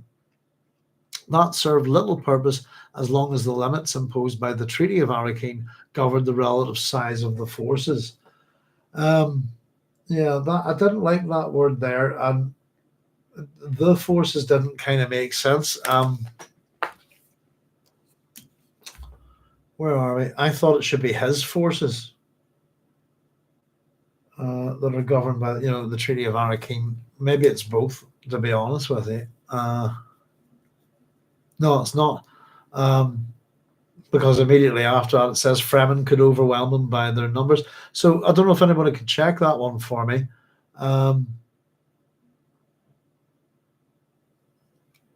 They serve little purpose as long as the limits imposed by the Treaty of Arrakis governed the relative size of the forces is what I've got. I think it should say his. Possibly. That doesn't make sense. Maybe it's just the forces that he's got. It should be his forces because it's not. The next sentence would indicate that that's not the case with the Fremen. Fremen can overwhelm them by their numbers unless they were tied up and weakened by civil war. Now, we had a mention of that previously, didn't we? There has been a very, very limited form of civil war with the Fremen, with the I suppose our original Fremen, if you like, and the new Imperial Fremen. So there has been a bit of a kickoff. Civil war would certainly thin the Fremen's numbers down, wouldn't it? Making things easier for him, Relative size of the forces again. Thank you, Cynthia. Did I miss a comment there? Hang on. Oh, I did. Hang on a second, folks. Sorry, I'll just jump back. Carlos was it's Carlos there. Sorry, Carlos was saying interesting thought, especially given that Idaho was how Leto determined whether he was still on the golden path and God Emperor. Idaho and Chai saying Idaho is one of the few who can prevail against Bene Gesserit Reverend Mothers. It's dangerous if the Bene Gesserit know they might not have pursued their goal of project later. And then said the same. My text says relative size of the forces. Yeah, it sounds so. It should be his forces there, shouldn't it? Imposing the trade and government to deposit the relative size of the force. I mean, it makes sense there, but it's only his forces, I think. I'd imagine the Treaty of Arrakis, whatever it is a very one-sided affair. And again, unless we could weaken them by civil war, you get to start to see the tendrils of their plans going around, the subtleties of it. There has been a bit of this here, and that's definitely in Farad'n'd's interests at this point. So the next bit's all about what Farad'n'd needs, really, if you like. It was too soon for a battle of Sardaukar against Fremen. He needed time. He needed allies from among the discontented houses major and the newly powerful from the houses minor. He needed access to Chom financing. He needed the time for his Sardaukar to grow stronger and the Fremen to grow weaker. And that's what he needs. Time, allies, financing, probably make his army bigger, bring in mercenaries, this kind of thing, whatever it is he wants to do. He's going to need to do. I mean, he's aiming for some kind of military coup here, isn't he? Ultimately, to take power back by force. And he needs the time for the Sardaukar to grow stronger and the Fremen to grow weaker. Well, the Fremen are certainly growing weaker, aren't they? Yes, indeed. And it's certainly a thing that would affect them within a generation or two, wouldn't it? Very quick. Again, Farad'n'd looked at the screen, which revealed the patient Gola. Why did Idaho want to see the Lady Jessica at this time? He would know they were spied upon, that every word, every gesture would be recorded and analysed. Why? I ended up drawing the screen there. There you go. I just what the hell? I was thinking too much Buck Rogers. I'll stick there as Farad'n'd and his next his control panel. That's Idaho sitting outside the door. Just this giant screen of him staring at it. It's just the screens. It's so Buck Rogers, Flash Gordon kind of thing. I love it, to be honest with you. I just thought I'd doodle one in there. Why? That's question number 4. Okay. It's not the full question. It's truncated, but it's still, why did he commit suicide? Why did he try to commit suicide? Farad'n'd glanced away from the screen to the ledge beside his control console. In the pale electronic light, he could make out spools which contained the latest reports from Arrakis. His spies were thorough. He had to give them credit. There was much to give him hope and pleasure in those reports. He closed his eyes, and the high points of those reports passed through his mind in the oddly editorial form to which he'd reduced the spools for his own uses. So what we're about to get here is Farad'n'd's kind of editorialized summary, if you like, of the spy reports. As the planet is made fertile, Fremen are freed of land pressures, and their new communities lose the traditional Sietch stronghold character. From infancy in the old Sietch culture, the Fremen was taught by the Rota, like the knowledge of your own being, the Sietch forms a firm base from which you move out into the world and into the universe. It's your foundation, isn't it, really, is what he's saying, a firm base. The traditional Fremen says, look to the massive, meaning that the master science is law. But the new social structure is loosening these old legal restrictions. Discipline grows lax. The new Fremen leaders know only their law catechism of ancestry, plus the history, which is camouflaged in the myth structure of their songs. People of the new communities, so we've got the separation of old Fremen leaders, new Fremen leaders. People of the new communities are more volatile, more open. They quarrel more often and are less responsive to authority. The old Sietch folk are more disciplined, more inclined to group actions, and they tend to work harder. They are more careful of their resources. The old folk still believe that the orderly society is the fulfillment of the individual. The young grow away from this belief. Those remnants of the older culture which remain look at the young and say, the death wind has etched away their past. Death wind. Farad'n'd liked the pointlessness of his own summary. I like that. The new diversity on Arrakis could only bring violence. He had the essential concepts firmly etched into the spools.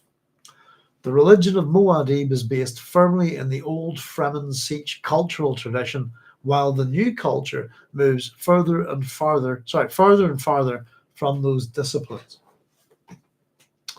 There we go. Quite a bit there, but basically it's the difference between the new Fremen and the old. As the planet transforms ecologically, this is happening. Now, the old Fremen say that your Sietch life is what it's about, and I suppose that the transformation of the planet is changing that. But Sietch life was the basis for your life. It was your foundation, and from your Sietch you move out into the universe. The master science is law. Again, this is the way that the Fremen have had to integrate every aspect of their lives on Arrakis into kind of a religious legal system, if you like, where crime becomes a sin, for want of a better term.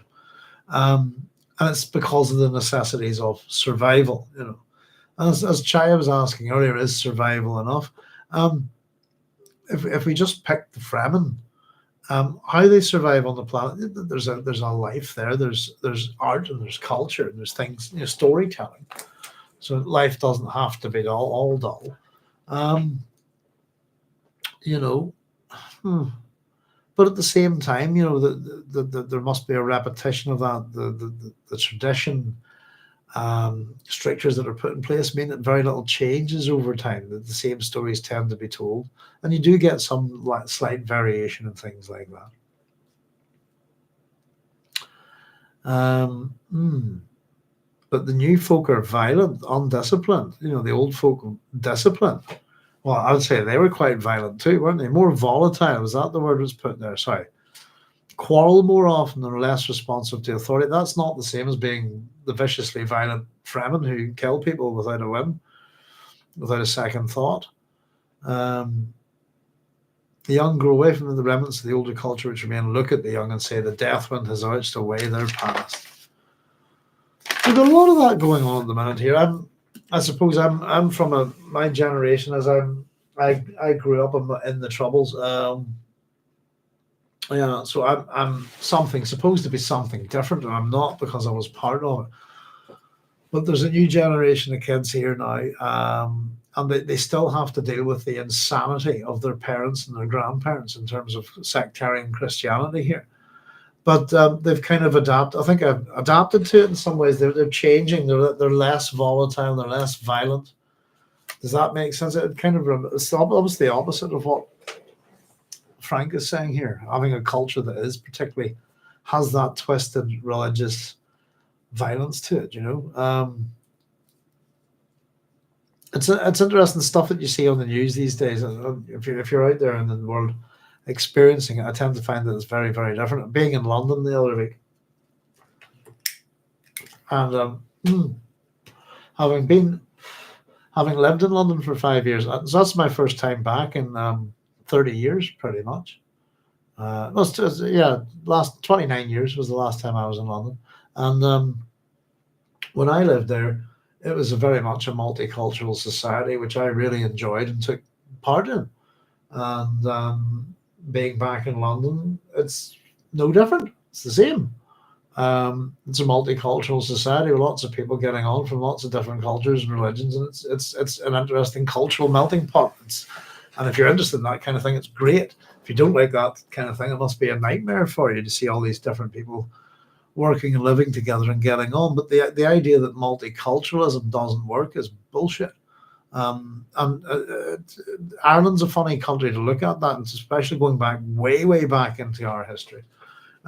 We've got people talking about immigration here, for example, at the minute being a problem, and they're kind of the kind of white supremacist national, type of thing that you get here. The hardcore racism sometimes that you'll find within Irish society. A lot of our terrorist groups can also be linked to other types of groups, like white supremacist groups and things like that, which is kind of silly because, as I recall, I don't think Hitler liked the Irish very much at all. But yeah, it's interesting how different generations change and things. I lost my train of thought there for a wee second, but simply put, that immigration, people who migrate here traditionally. We have lots of different cultural aspects to Irish and Northern Irish society, and parts of them are there's elements left over from the Vikings, elements left over from the Normans, elements left over from and the simple fact is when people immigrate here, whatever they were, it's not really with the plantations, the English and Scots, but everyone else became Irish, and so does that make sense? We don't have that big problem. Genuinely, that Irish people, whoever lives here, tends to consider themselves Irish sooner or later, and just what kind of Irish becomes the problem, But I think it's very interesting to see a generation coming up here now, young kids talking. I've got a Catholic and Protestant parents. I'm a Catholic prod, or I'm a Protestant. As two words I heard, I just think they're fantastic. And of course, it's all you can't. To be a Protestant Catholic is a contradiction in terms, isn't it? You can't really do that. But the fact that they're taking the religious insanity, the madness, the evil of it all, and trying to do something positive with it, make a different identity for themselves, I think is a good thing. So it just reminded me a little way of what we're being told about here. But at the same time, the difference here is that it's the environmental transition, the environmental change of these people's entire world and how it affects their life, and that the Sietch is a fundamental part of life because it's the safe place, isn't it? Rock amongst the desert. But anyway, it just got me thinking it's kind of almost an inversion of what happened here. But I suppose, well, actually, yeah, the environmental thing here is that we didn't get our environment got wrecked. The plantations stripped about 90% of the forests of Ireland. So if you, as much as you ever get, how many of you ever get to Ireland or Northern Ireland, it's a very, very green place with lots of different kinds of green. But 1,000 years ago, this entire island was forest, which is kind of interesting. I'm curious, some lovely forests here, you know. Anyway, I went off. I'm on there. Sorry, folks. I shall catch up with your of the forces. Yeah, we're going with of the forces. I think that's fine. I would rather it said his forces. I think the chapter, it says, Cynthia saying the chapter is showing us Farad'n'd's intellectual shortcomings and why he needs Bene Gesserit training. He's trapped in his own outline summaries, his own conclusions. Is his why the right question? The other thing I actually said, I totally agree with you. I forgot about it to mention it. If we back up a bit, it made me laugh. Farad'n'd, what kind of, what's his skill set? Is that it? Where was it? Bear with me a wee second. What was it? It's just the bit where he's talking about he's a historian, he's an archaeologist. There we go. Farad'n'd knew his own talents and held few illusions about them. Okay.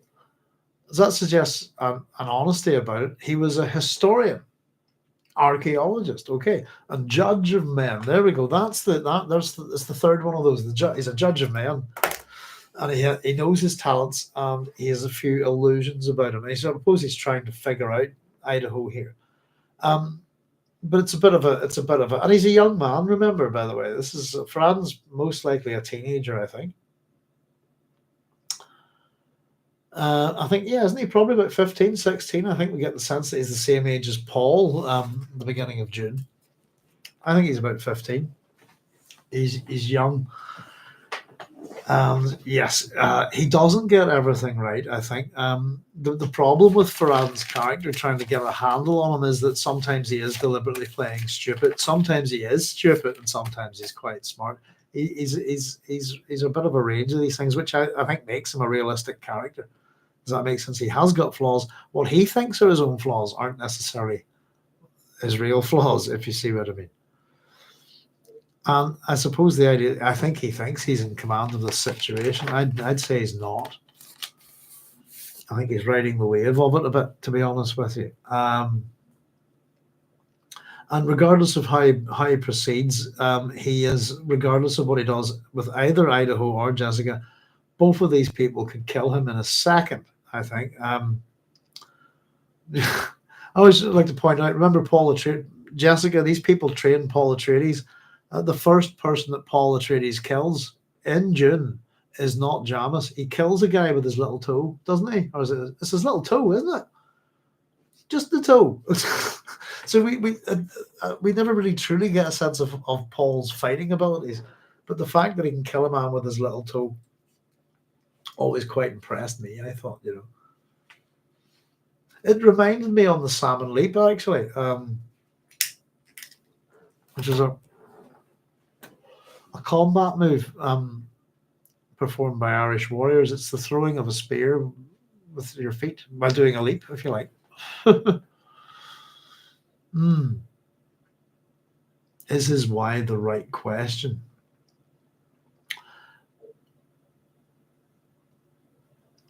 Why did he? Yeah, I think it is, but it's like the old statement: everybody lies, don't they? But if you can figure out why someone is lying, it'll tell you a lot. about that person. Does that make sense? People who tell little lies or big, massive howlers, it depends. But when someone lies, for example, I don't need to really, if you're aware that it's a lie, you don't need to know what the lie is, really how, but it's the why that's the important. Why are you bothering to lie? When it's so obvious, this kind of thing. I would go with why, because it should lead to the other. Does that make sense? If we understand why, how I know he just moved forward in the wires, but why is he doing it? What's the point? And the fact that I suppose it's such a Machiavellian universe that there's almost everything's plans within plans within plans and all of that. That does anybody do anything in a straightforward manner in this universe at all? Yeah. Why did he do it? What's the end goal? What was the point? What's the if the cause, if I'm going to commit suicide, what's the effect of it? What did it achieve? Apart from creating an interruption, I suppose, bringing in medics and all of that stuff. Getting Jessica to kind of go, oh, Duncan, what are you at? This kind of thing. But yes, it's what Cynthia said there is, I actually thought that was very funny. When he is doing his little summary of this spies and the best, I must give them credit. And he runs through the summary. Where was it? He liked the pointless. Was it the pointedness? Sorry, I read that the pointedness of his own summary. I thought it was pointlessness. In fact, sorry, I wrote pointlessness the first time and I've scored it out. He liked the point. That's why I was laughing. I thought it was kind of pointless. The pointedness. No, I'm on target here. The death wind has etched away their past. So it's also the erosion, I suppose, of traditional ideas, isn't it? But sorry, I misread that. It's Farad'n'd like the pointedness of his own summary. The new diversity on Arrakis could only bring violence. That's what I want. He held the essential concepts firmly etched into the spools. And then that's the wee bit about the religion of Muad'Dib. Sorry, I read that bit before, haven't we? I'll just do it again. The religion of Muad'Dib is based firmly in the old Farad'n'd Sietch cultural tradition, while the new culture moves further and further. Is that farther and farther? Sorry, bear with me. It is. It's farther and farther. That's my handwriting. From those disciplines. Let me just fix that. Right. Not for the first time, Farad'n'd asked himself why Tychonic had embraced that religion. We know because he was kind of ordered to, wasn't he? But you think with when Sissy out the road, would he need to stick with it at this point? And that's just happened. Tychonic behaved oddly in his new morality. He seemed utterly sincere, but carried along as though against his will. Tychonic was like one who had stepped into the whirlwind to test it and had been caught up by forces beyond his control. Tychonic's conversion annoyed Farad'n'd by its characterless completeness. It was a reversion to very old Sardaukar ways. He warned that the young Fremen might yet revert in a similar way, that the inborn, ingrained traditions would prevail. So by when Sissia getting him to adopt the religion of Muad'Dib, I suppose it's introduced him to certain ideas and practices and rituals and rites and all of that kind of thing. Regardless of being forced into it, it's probably a thing that Tychonic is quite familiar with. It's going back to the old ways of the Sardaukar.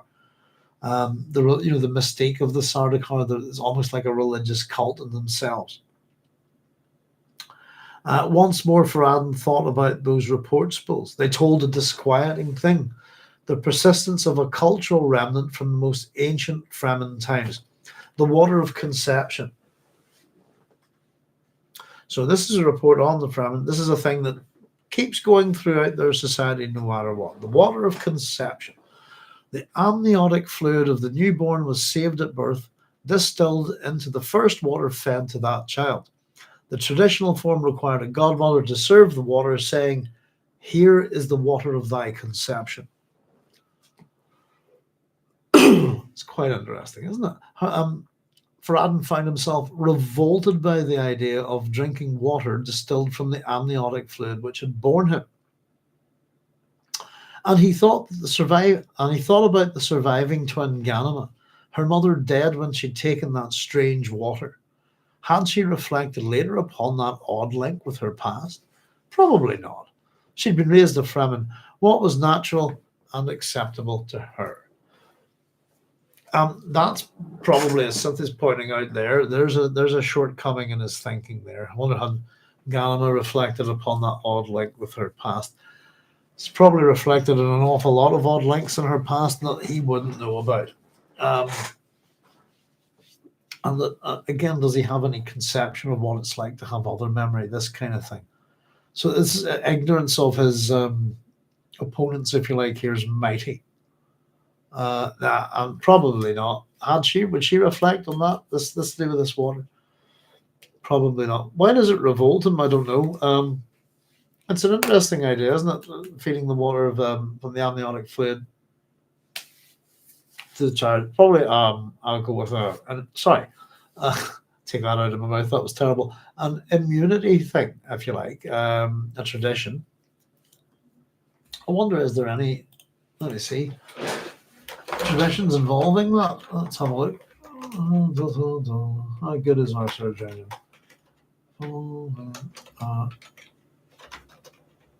Right, there we go. Let's find out. I bet you there are. No widely recognized traditions or cult. This is according to the AI overview. It just says, while amniotic fluid is primarily known for its role in fetal development and is used in prenatal diagnosis, there are no widely recognized traditions or cultural practices involving amniotic fluid beyond its medical application. I find that kind of hard to believe. Well, I suppose they have to last, but oh, excuse me, folks. Pardon me.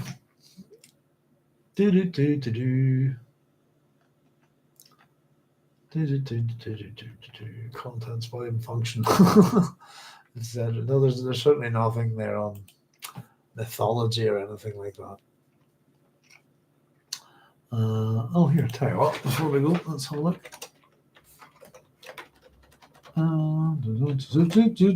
Bear with me a second, folks. Let's find out. Let's just see a quick search.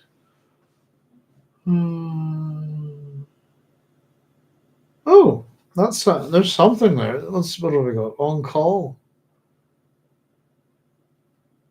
Some cultures, babies and traditions, babies born on call with the amniotic sac intact over the head are considered lucky, special, or protected, and the call itself is sometimes seen as a good luck charm.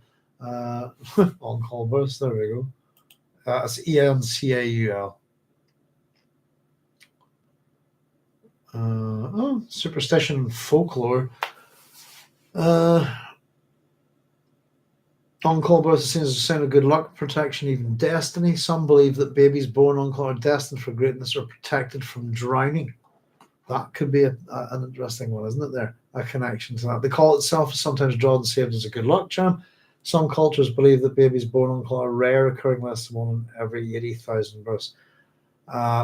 In the past, the Greek term amnion was thought to relate to little lamb.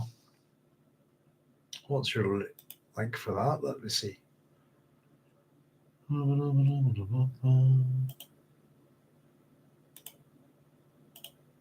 Some believe that amniotic fluid was composed entirely of excreted fetal urine.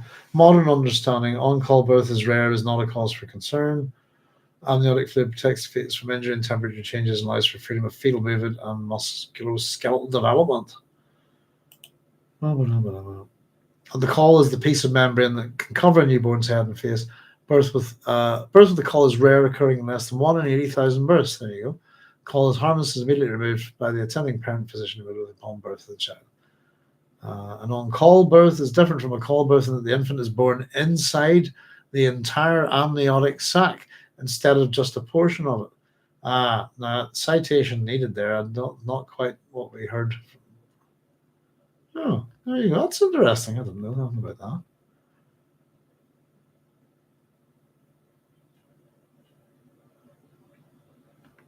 There you go. Well, there's something from mythology on amniotic. Pardon me. Yeah, could be most likely. I would go with the superstition for the Fremen. That's an interesting one, isn't it? Protect you from drowning. And Farad'n'd revolted by the idea. Yeah, he's learning a bit about Fremen culture, and he is ignorant of stuff, isn't he? I think we got that before as well. And his work is academic, and his information is coming to him through spies as well. Right, momentarily, Farad'n'd regretted the death of Leto II. That's just like Shaddam IV, isn't it, with Leto I? It would have been interesting to discuss this point with him. Perhaps an opportunity to discuss it with Ganima. Oh, sorry, hang on a second. I will change my page here. There we go. There. Now. Nearly done, folks. Pardon me. And his thoughts here. Number 5. Why did Idaho cut his wrists? The question persisted every time he glanced at the spy screen. Again, doubts assailed Farad'n'd. He longed for the ability to sink into the mysterious space trance. Sorry, folks. Let me just read that again. Excuse me a wee second. My hand gave me a wee bit of jip there. Apologies. I'll just read that again. Sorry about that. The question persisted every time he glanced at the spy screen. Again, doubts assailed Farad'n'd. He longed for the ability to sink into the mysterious space trance as Paul Muad'Dib had done, there to seek out the future and know the answers to his questions. No matter how much spice he ingested, though, his ordinary awareness persisted in its singular flow of now, reflecting a universe of uncertainties. Pardon me. Now that tells us, as much as he's been wearing the contacts, that he's a spice user. Pardon me, probably like many of the rich in this universe. He longs for the ability to sink into the spice trance, just like Paul. Possibly, no matter how much spice he ingested. So I'm kind of wondering, at this point, is Farad'n'd pushing overdose? In the same way that Alia did. He ingested just that. No matter how much he ingested, is he pushing? Oh, get that there. Like Alia is what I wanted to write. There we are. Right. It's my bad handwriting again. Question mark. There we go. And we got a sense that the overdose with Alia nearly killed her. And too much of anything will kill you, isn't that? It's excess, isn't it? So nothing in excess, everything in moderation, folks, if you want a bit of ancient Greek wisdom. The basis of that is you can do anything you like in life as long as you don't do it to a point of excess. And the word excess, by the way, it means to the point of death.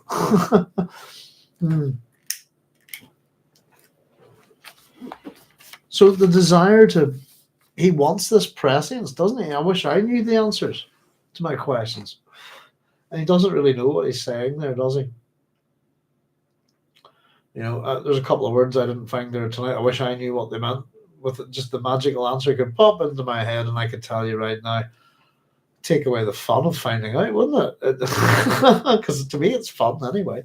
I loved working on etymology, but it's just, if only somebody would sort out my problems for me magically. If only I knew this, that, the other. It's all wishful thinking, isn't it? And it often really just cuts down to not being, not wanting to do the work or the effort or the hardship or any of that kind of thing, I think.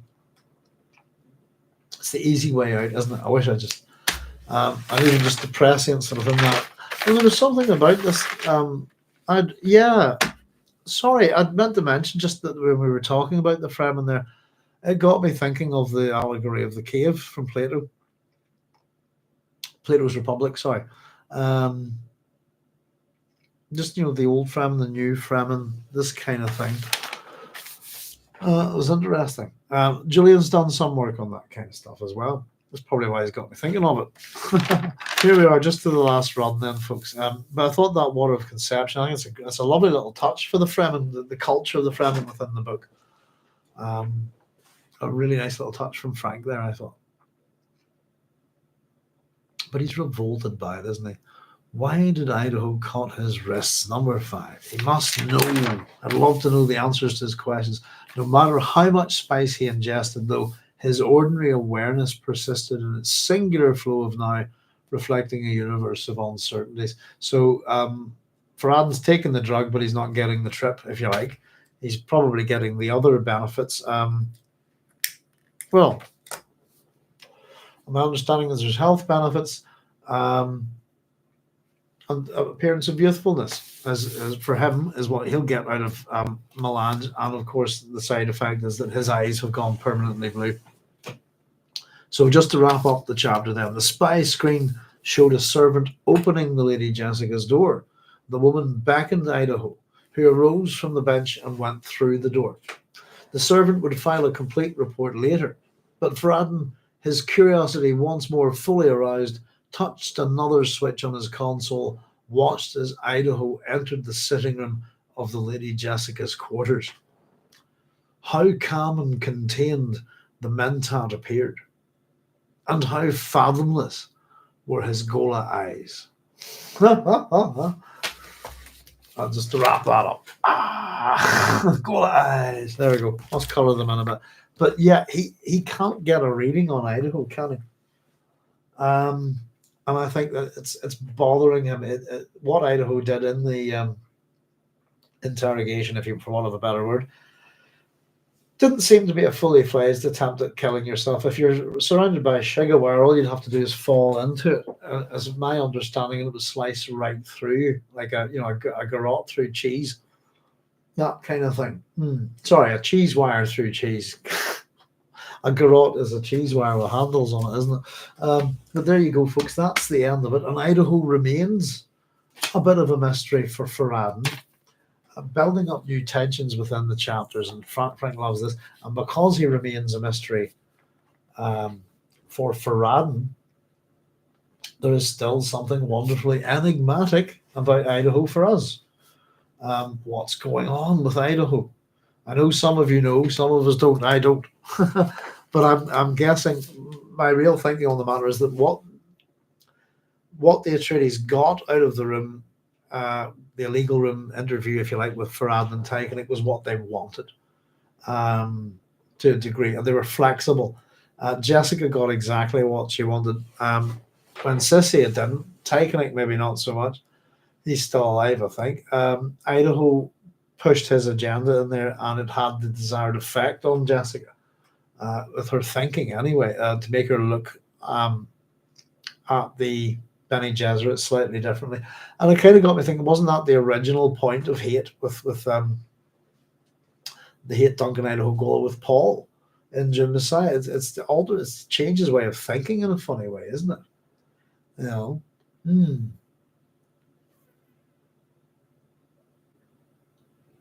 Carlos is saying the call was thought to have magical powers in some cultures and superstitions. I remember my grandmother talking about that when I was a kid. Excellent.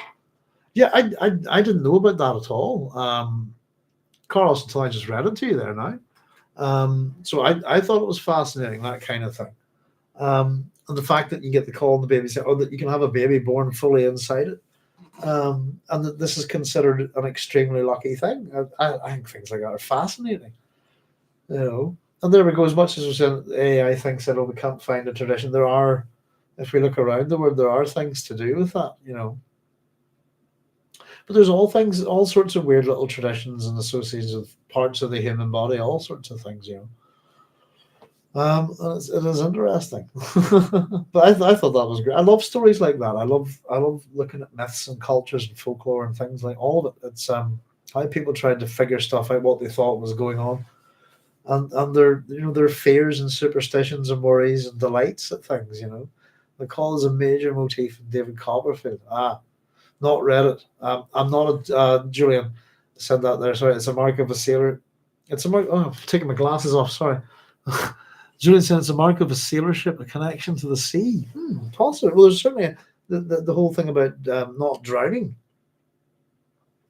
That to be born that way was like a protection from drowning seems to be one of the main associations with it. But just that idea there, oddly enough, you're saying that the David Copperfield to begin at the beginning. I was born. Isn't that it? I've not read it. I know the story. I've seen a film or two of it. I don't like Charles Dickens. I'm afraid.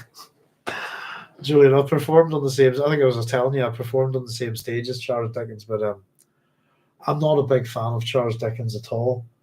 And I don't want to say it out loud, but I'd argue that I really don't like Charles Dickens one bit. It's not true. He wrote one of my favourite stories of all time.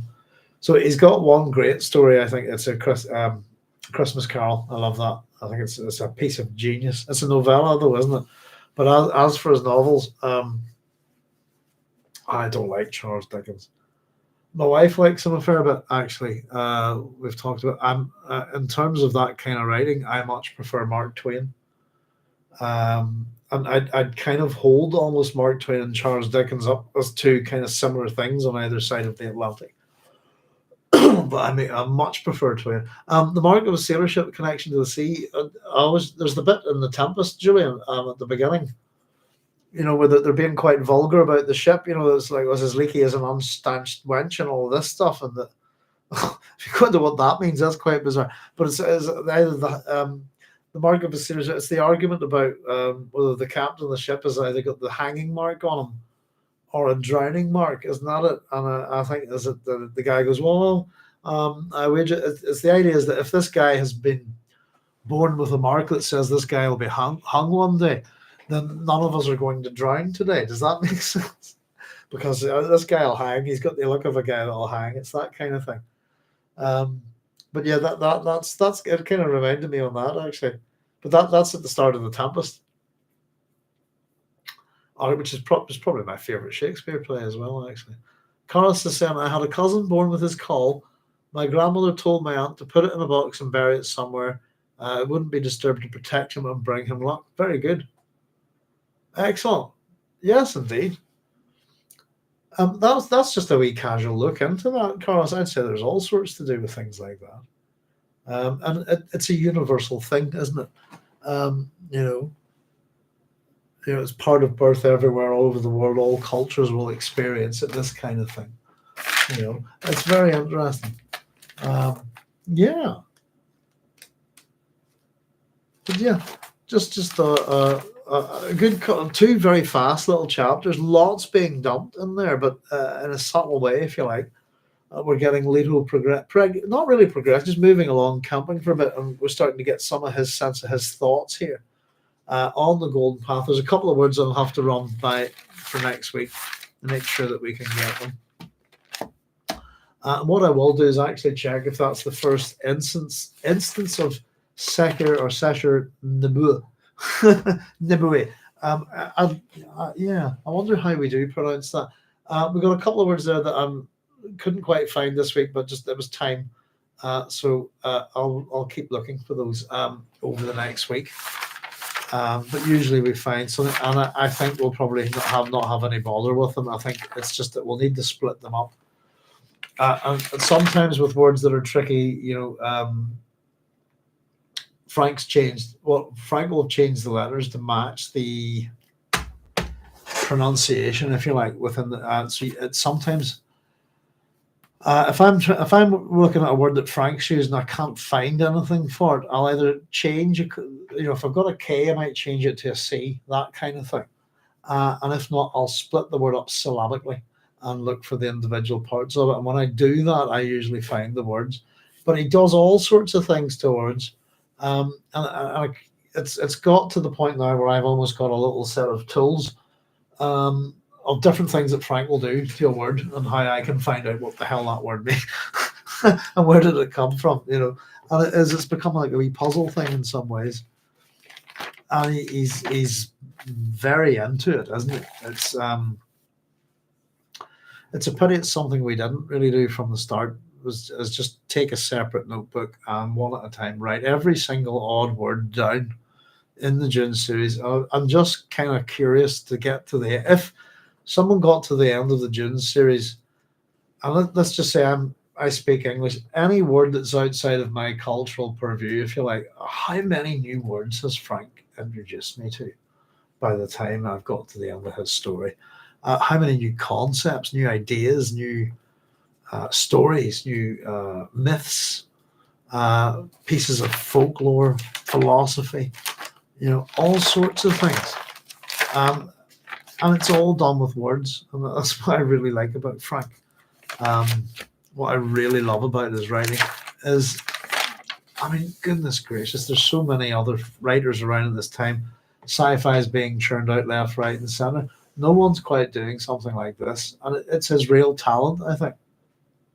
As much as he's a journalist, we talked about his limitations in terms of dealing with scientific science fiction, and compared to the other three of the big four.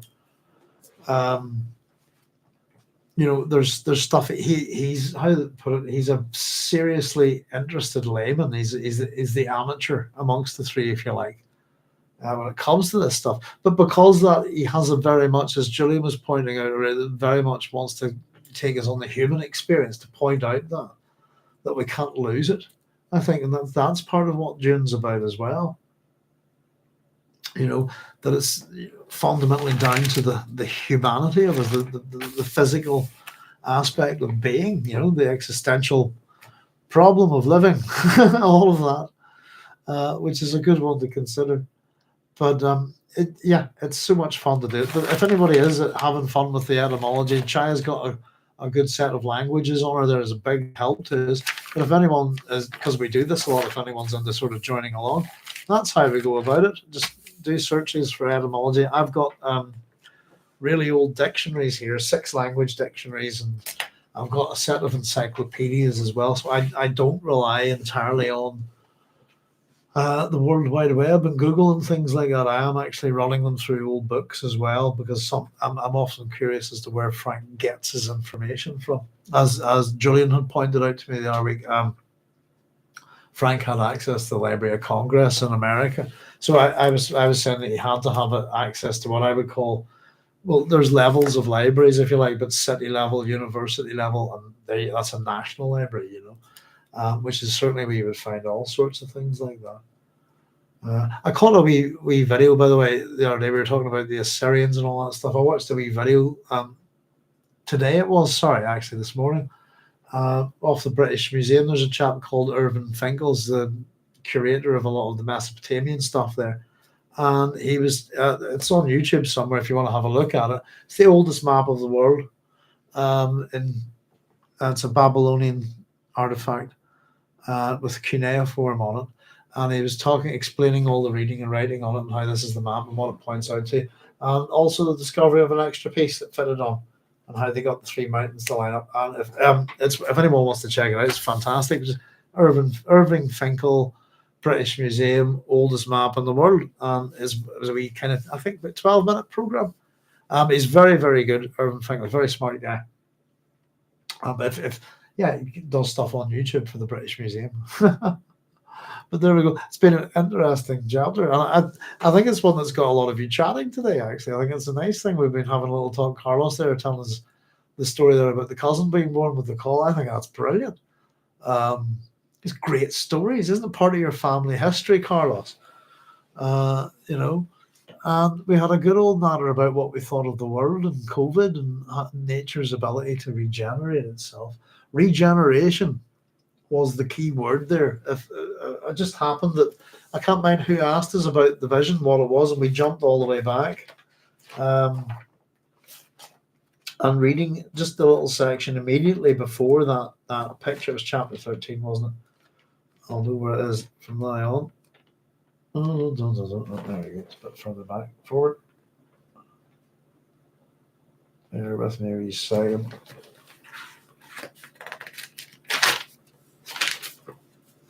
That's the chapter where we get all these demons and stuff, isn't it? Demonology. What have I gone forward to for? Bear with me a second. Give me a chapter number, please. That's 11. Right, there we go. Forward. 12.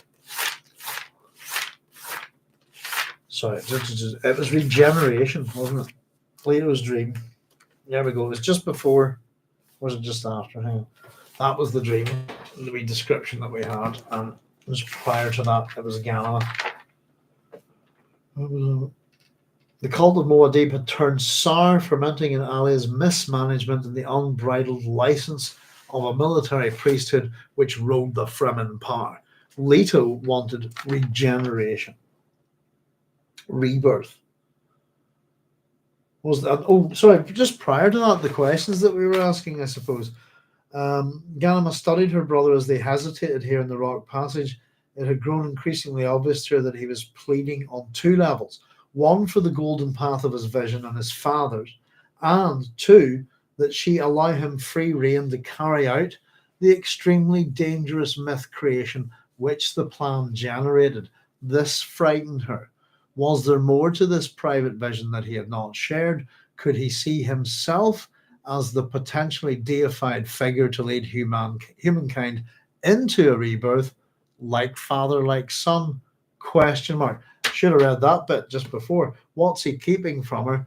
They know that there's an extremely dangerous myth creation from their plan. Does he see himself as the potentially deified figure to lead mankind? This is what frightens her. If that's what frightens her, I would suggest possibly that that's what Leto is keeping from her. I'm going to be the big worm. I'm going to be the god daddy. This kind of thing. It scares her. And therefore, the question is, why is he doing that? I think it's to protect Ganima, as we pointed out, try and spare her at very least the fear of it. And poor Ganima's been quite badly mauled as well. She's been through a fair bit, But there we go, folks. I'll have to say I'll wrap up now. It's 1:45. We've done rightly there. Apologies again for last week. I've just wiped out. Excuse me for my tiredness over the last few. Well, it's been a couple of months now. It's almost got to the point of fatigue. Just part of me, I'm afraid. And the good thing is I don't think we made too many mistakes this day, but that's actually where it starts to bug me. My sleep disorders never bothered me really that much. It bothers other people an awful lot, but it doesn't bother me. But when I start to make mistakes, because I'll cross a line and become fatigued, and I'd noticed it happening there a few. I'm pretty sure I pointed it out to you guys anyway. So it's nice to be a wee bit refreshed and all of that stuff, and get back at it, especially at the halfway point. It can be a wee bit of a chore sometimes. But Cynthia saying thanks, Doc, and all. Thank you, Cynthia. Thank you, everyone, as always, for your contributions and your help and your questions and your comments. It's great stuff. We do this for the love of it. And yeah, a couple of wee things to figure out. Hopefully we'll have them for you for next week. It happens. And let's just check our next chapter because we're starting to hit. There's a whole bunch of these little chapters that we can double up. That was 31, 32. Our next two that we're going to do that to will be 35 and 36. So next week's chapter, we'll be back on time Tuesdays as normal. Let's see how big it is. It's 1, 2. It's not massive, but not be running it together, I think. We'll see. But we'll definitely be hitting chapter 33 next week at 10 o'clock. That's the one that begins with the above all else, the Mentat must be a generalist, not a specialist. Look forward to having a chat with you about that one. Because a classicist is, we're called the ultimate generalists, aren't we? As a term for a classicist. So I am a generalist who is also a specialist. But it's an interesting thing. Generalism is generally looked down upon within society, oddly enough, and at the same time within the humanities and all that stuff, your apex degree, the thing that gets you the big money and all that stuff, if you're classically educated, is the ultimate generalist degree. You need to be good at lots and lots of different things to be a classicist. You've got to cover so many different subjects.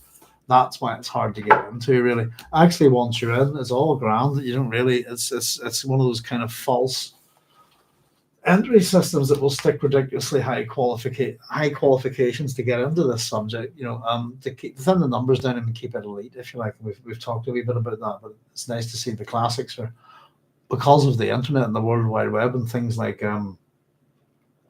Project Gutenberg, are available to everybody now. Well, hey, because it's a good place to hang around the classical world, I think.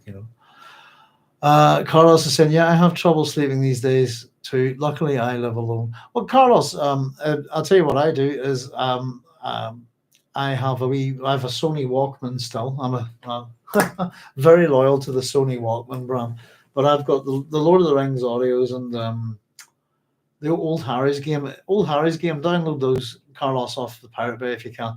They're fantastic, and I just listen to them. They're upbeat. They're fun. And I just keep them at a certain volume that I can listen, but know that I'll eventually drift off. What it does is it stops the brain, basically, from my brain from thinking and starts listening instead. But my sleep disorders, it's a weird one. So it's called delayed phase sleep disorder. So I don't have a circadian rhythm at all.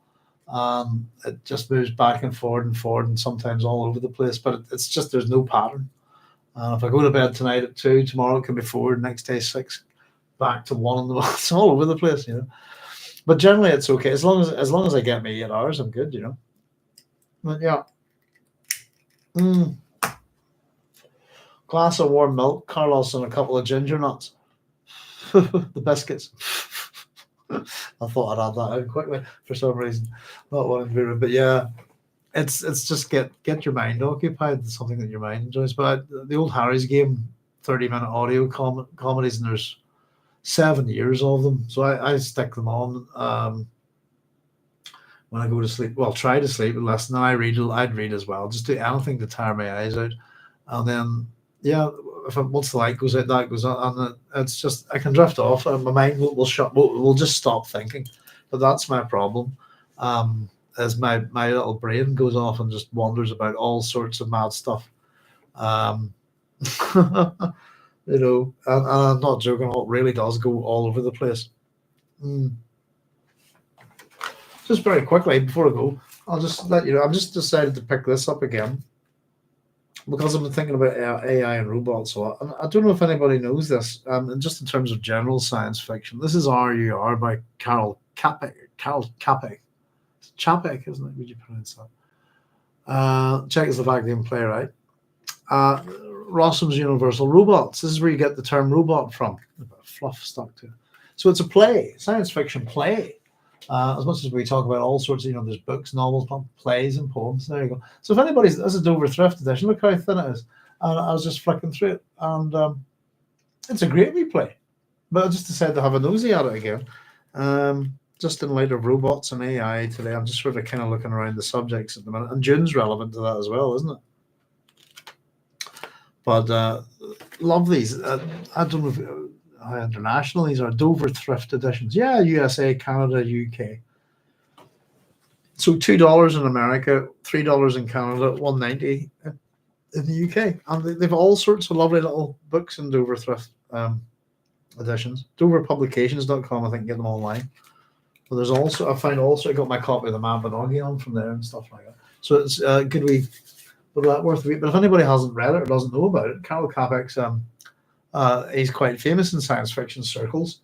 RUR's probably Rossum's Universal Robots is probably his most famous thing, but also there's the War with the Newts is quite a famous story as well.